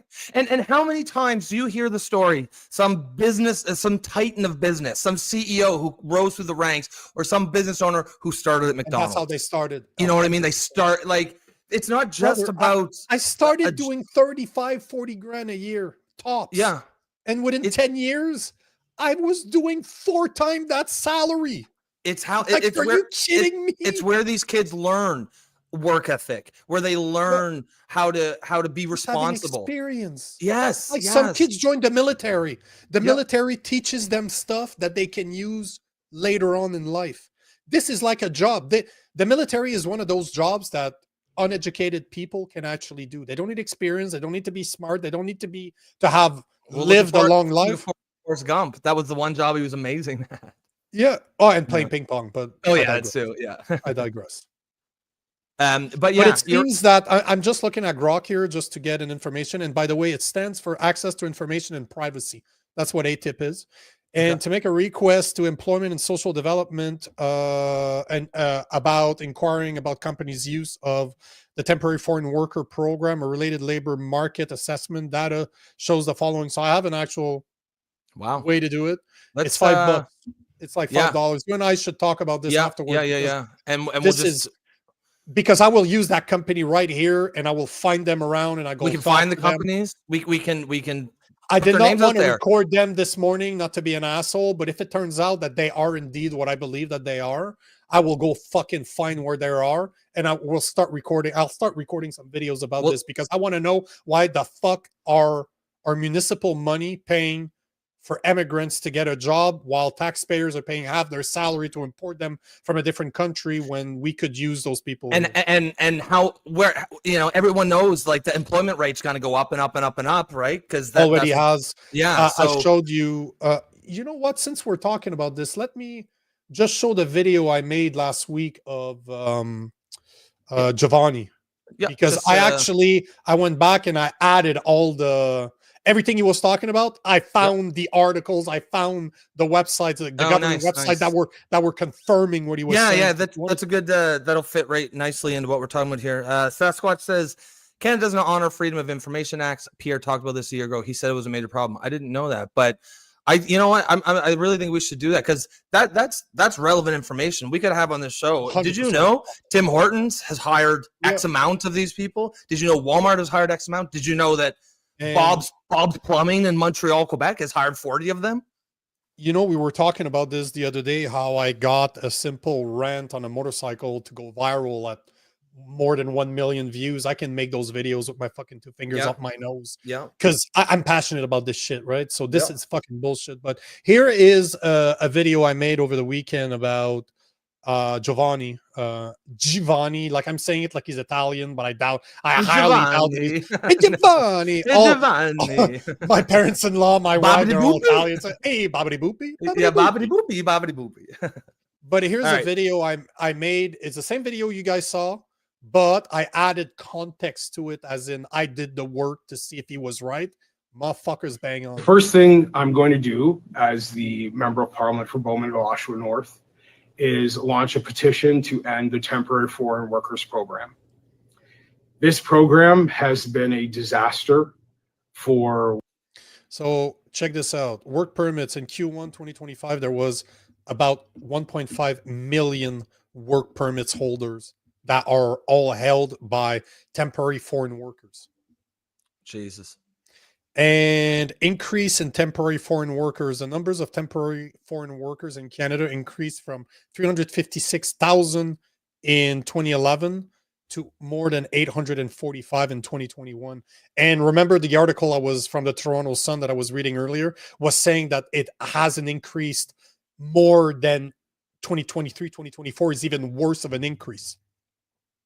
And they're also saying that study permit holders with or without work permit accounted for a significant portion of the increase in temporary workers. So they're basically, and this is Statistic Canada. So they're basically saying that you don't even need a fucking work permit to work on a temporary student visa. Like, what the fuck are we talking about here? Workers in this country. From January to October of 2024 alone, over 160,000 work permits were issued. Government website right there. And a fraction of those for seasonal agricultural work might make sense. But the vast majority are putting a crunch on the workforce in this country. Youth unemployment hit 14%. It's 13.2%. I did the research.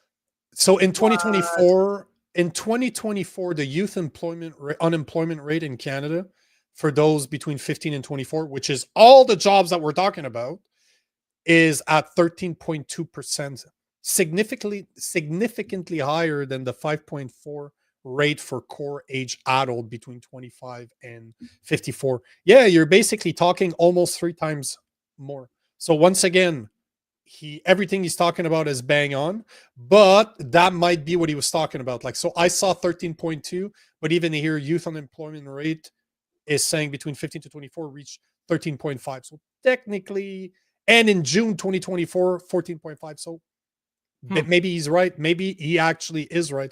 But all to say, everything he's saying, everything, but everything that he said, it took me hours of research to just find everything he's talking about, but he's right. The highest it's been in a decade, not counting COVID years. And a lot of young people are struggling to find their first job, their first opportunity in the job market. The wages for Canadian workers have gone down dramatically because of programs like the Temporary Foreign Workers Program. So it seems like it's going up, but if you look at the top, its share of low-paying jobs rising. Oh, okay. So it used to be like it's going up and down, and the wages, like the graph that was showing prior, is going down. So it's hurting wages for everyone. It's preventing our kids from getting jobs, and it's you and I are paying for it, and we're paying for it. This is insane. There's not just one. There's like 3 or 4 terrible things that hurts Canadians. Each one of them on their own would be enough to scrap this program. And there's like 3 or 4 reasons. Who does this benefit? How did this get in place? There are hundreds of thousands of people in Canada who have overstayed their visas, and the government has lost track of them. Some people might say, "Oh, well, he's a conservative. Of course, he's going to take that opinion." A handsome man. Yeah, fuck it. I'm cutting it short. I just want to replay. No, but let me just replay it because I kept on interjecting just to show what he was saying. I backed up every single thing he said. So I'll just replay it one more time so you guys can actually hear it without me fucking talking. But here it is. No sound. No, I know. Fucking Instagram mutes the video on automatically, so I have to unmute it every time. As the Member of Parliament for Bowmanville, Oshawa North, is launch a petition to end the Temporary Foreign Workers Program. This program has been a disaster for workers in this country. From January to October of 2024 alone, over 160,000 work permits were issued for this program. And a fraction of those for seasonal agricultural work might make sense, but the vast majority are putting a crunch on the workforce in this country. Youth unemployment hit 14%, the highest it's been in a decade, not counting COVID years.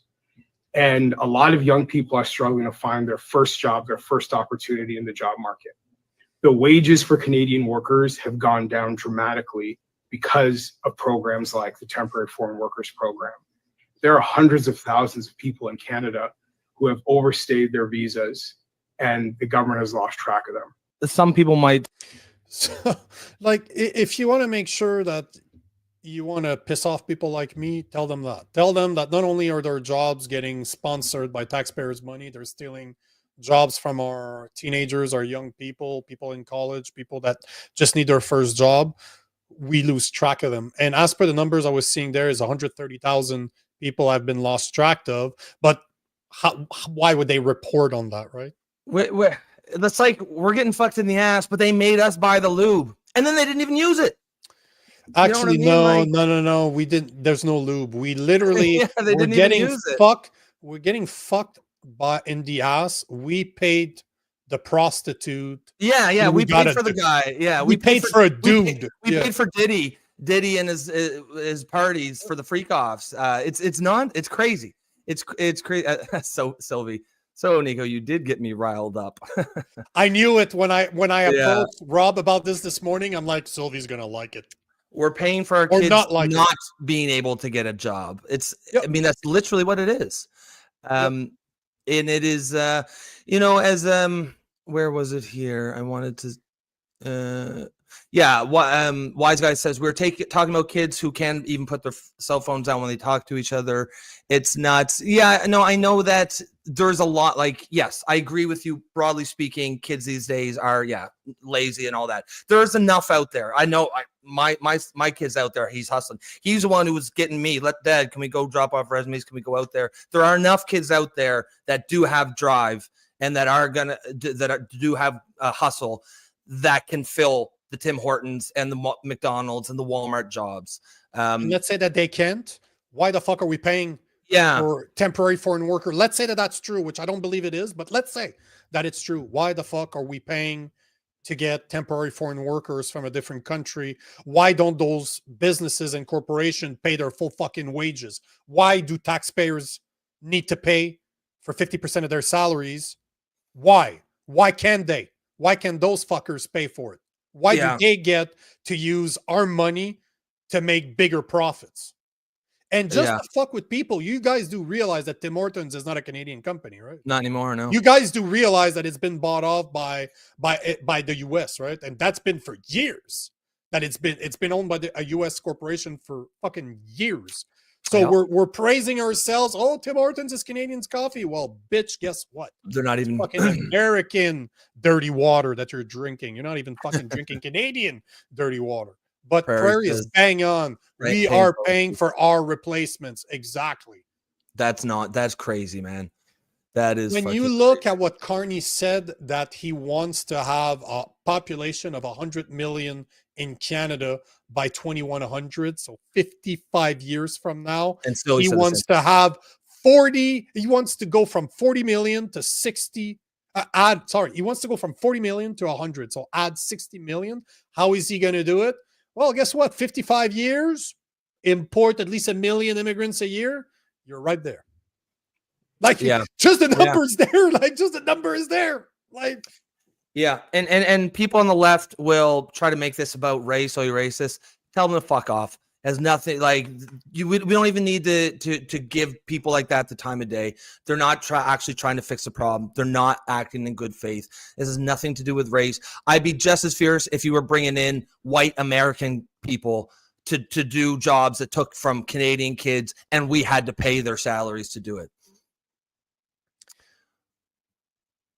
Therese says, so if the kid doesn't have a job, why do they have cell phones and who's paying? Well, I mean, that's the parents. The parents are doing that. Yeah. I mean, I agree they shouldn't. But again, no doubt, like the generation of kids these days are definitely low attention span and addicted to their phones. There's no doubt. But there's enough out there with drive. There's enough out there with hustle that should be able to be rewarded and get jobs.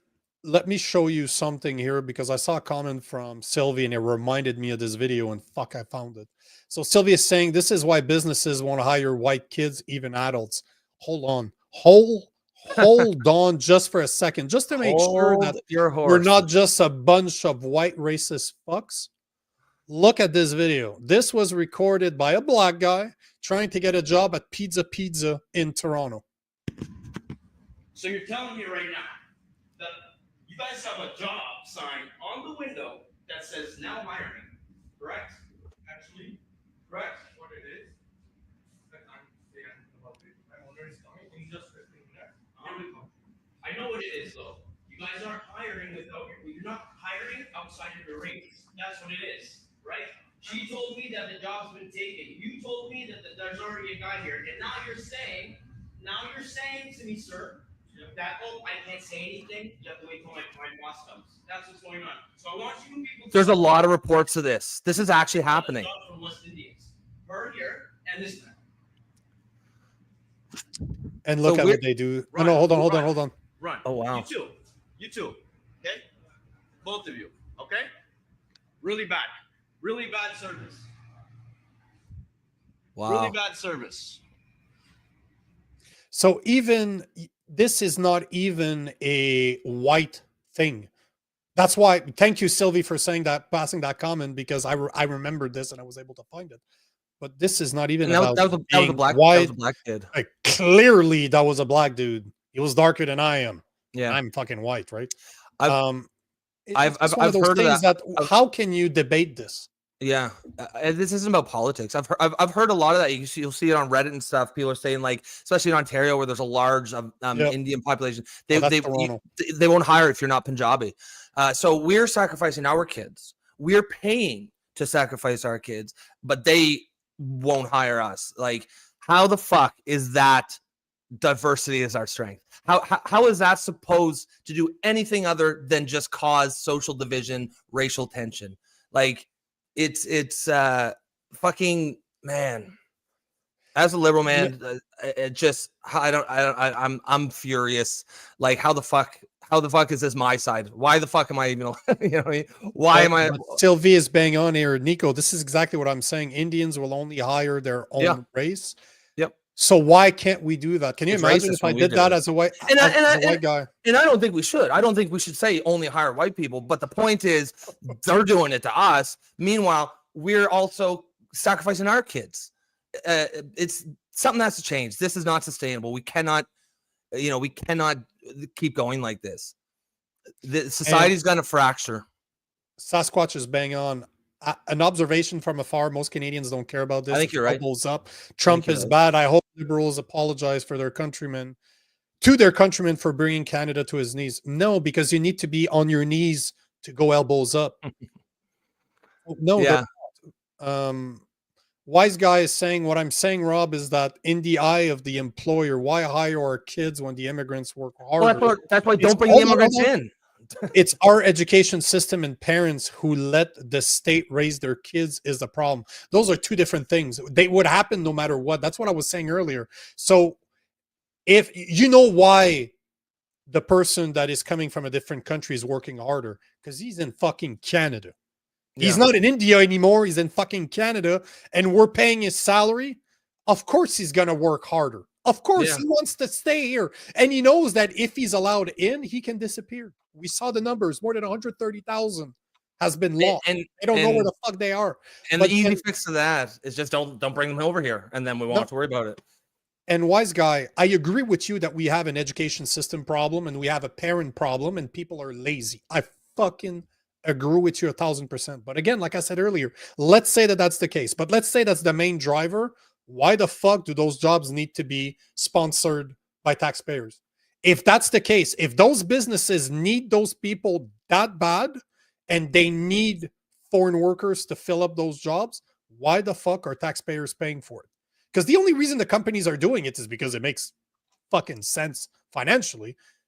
I saw videos saying that the guy's like, hey, I had the brightest idea. I'm going to start only hiring trans women. I get to pay them less. They don't take any maternity leave and they're strong as shit. I'm like, wow, I'm a genius. That's the thing. Yeah. Like, as funny as it is, technically, if we could all do that, if it was true that women are getting paid less, why the fuck are not all businesses only filled with women? Yeah. That's right. That's a good point. That's a really good point. Oh, fuck. I've been interviewed by feminists the other day, and they were both UK. They had me on an interview they used for a project in university. They found me online because I was on what's the name of the show, Common Ground from Yep. Jubilee Media, and they approached me and they asked me that question on the interview. I'm like, okay, cool. You believe in feminism? You believe that women are paid less? Awesome. Do you believe a man and a woman are as intelligent? Yes. Okay, cool. So why the fuck is our employers not just hiring women then? Wah, wah, wah, wah. Yeah. That kills the conversation right there. Yeah. High five, we're out. Anything else you want to add? Yeah, that's Prairie here says, oh no, not that one. She says you should hear about the loans they get to buy the small businesses and bring more of the family to work at them. Of course they do. I- Don't I- get me fucking starved at Prairie. But and those aren't available to us, right? Like what are we doing? How are we letting our leaders get away with this? This is bullshit. But we just fucking elected the people doing this to, or re-elected the people doing this to us. You know, we've said this multiple times, and as a former sales engineer, I always reverse engineer everything that I do. What's my goal? What are the steps I need to accomplish in order to get there? If your goal is to have 100 million people by 2100, you Mhm. have 55 years to do it. You need more immigrants because Canadians are not reproducing fast enough. That's number one. You want to bring those people in. How do you bring them in? You select anybody that wants to come. How do you make that possible? By allowing them to have those low wage job that Mhm. experience and use the taxpayers' money to actually bringing them in. So not only are you it's going to be very easy for you to find those people, you're basically saying to corporations and businesses that, hey, let me save you some money. Let me get you cheap labor paid by taxpayers' money. It's going to save you money. And then the government gets to have what they want, which is having a population of 100 million. Because what I'm saying is not a conspiracy theory. Like, Carney brags about this shit. This is his goal. So if that's the goal, how the fuck do you do it? You allow many people, as many low-wage immigrants as possible to come in. All the studies, all the reports that we were talking about from the Bank of Canada earlier, all mention that it started around 2015. Guess who became prime minister in 2015? Justin fucking Trudeau. Guess who was the mentor on economic policies to Justin Trudeau? Mark fucking Carney. And if it wasn't ironic enough, fucking Carney used to be the head of the Bank of Canada. Do you all think this is a fucking coincidence? Like, are you fucking kidding me? Well, I mean, I don't see it as a conspiracy. I just think this is classic fucking far left idea, retarded immigration policy. They're not stupid, bro. Stop it. Stop assuming that they're stupid. I never underestimate other people because don't underestimate. They're in power because they know something we don't. They're not stupid. They want you to believe that they're stupid. That's no. I just this is just what they've been openly doing. This is just far left immigration policy. This is what the left thinks is the right thing, and that's why they needed to get voted the fuck out. But at the same time, Sylvie is bang on here saying that Pierre Poilievre has also been supporting this crap since he decided to run LibCon Uniparty. We talked about this before, how he never came out and say that we need to stop all of this shit. He still wanted immigrants. He never addressed this to a point where it wasn't even fucking debated on the federal election stage. They agreed to not talk about it. There's a good reason why Maxime Bernier wasn't there. There's a good fucking reason, because that guy would have brought it up, and it wouldn't have mattered that you were the NDP, the Green. Well, the Green weren't there, but the NDP, the Conservative, or the Liberals, or the Bloc Québécois. They will say, they wouldn't have known. That's why he wasn't there. So no matter how you look at it, it's very hard for me to be convinced that there's not a uniparty. There was one with the NDP and the Liberals.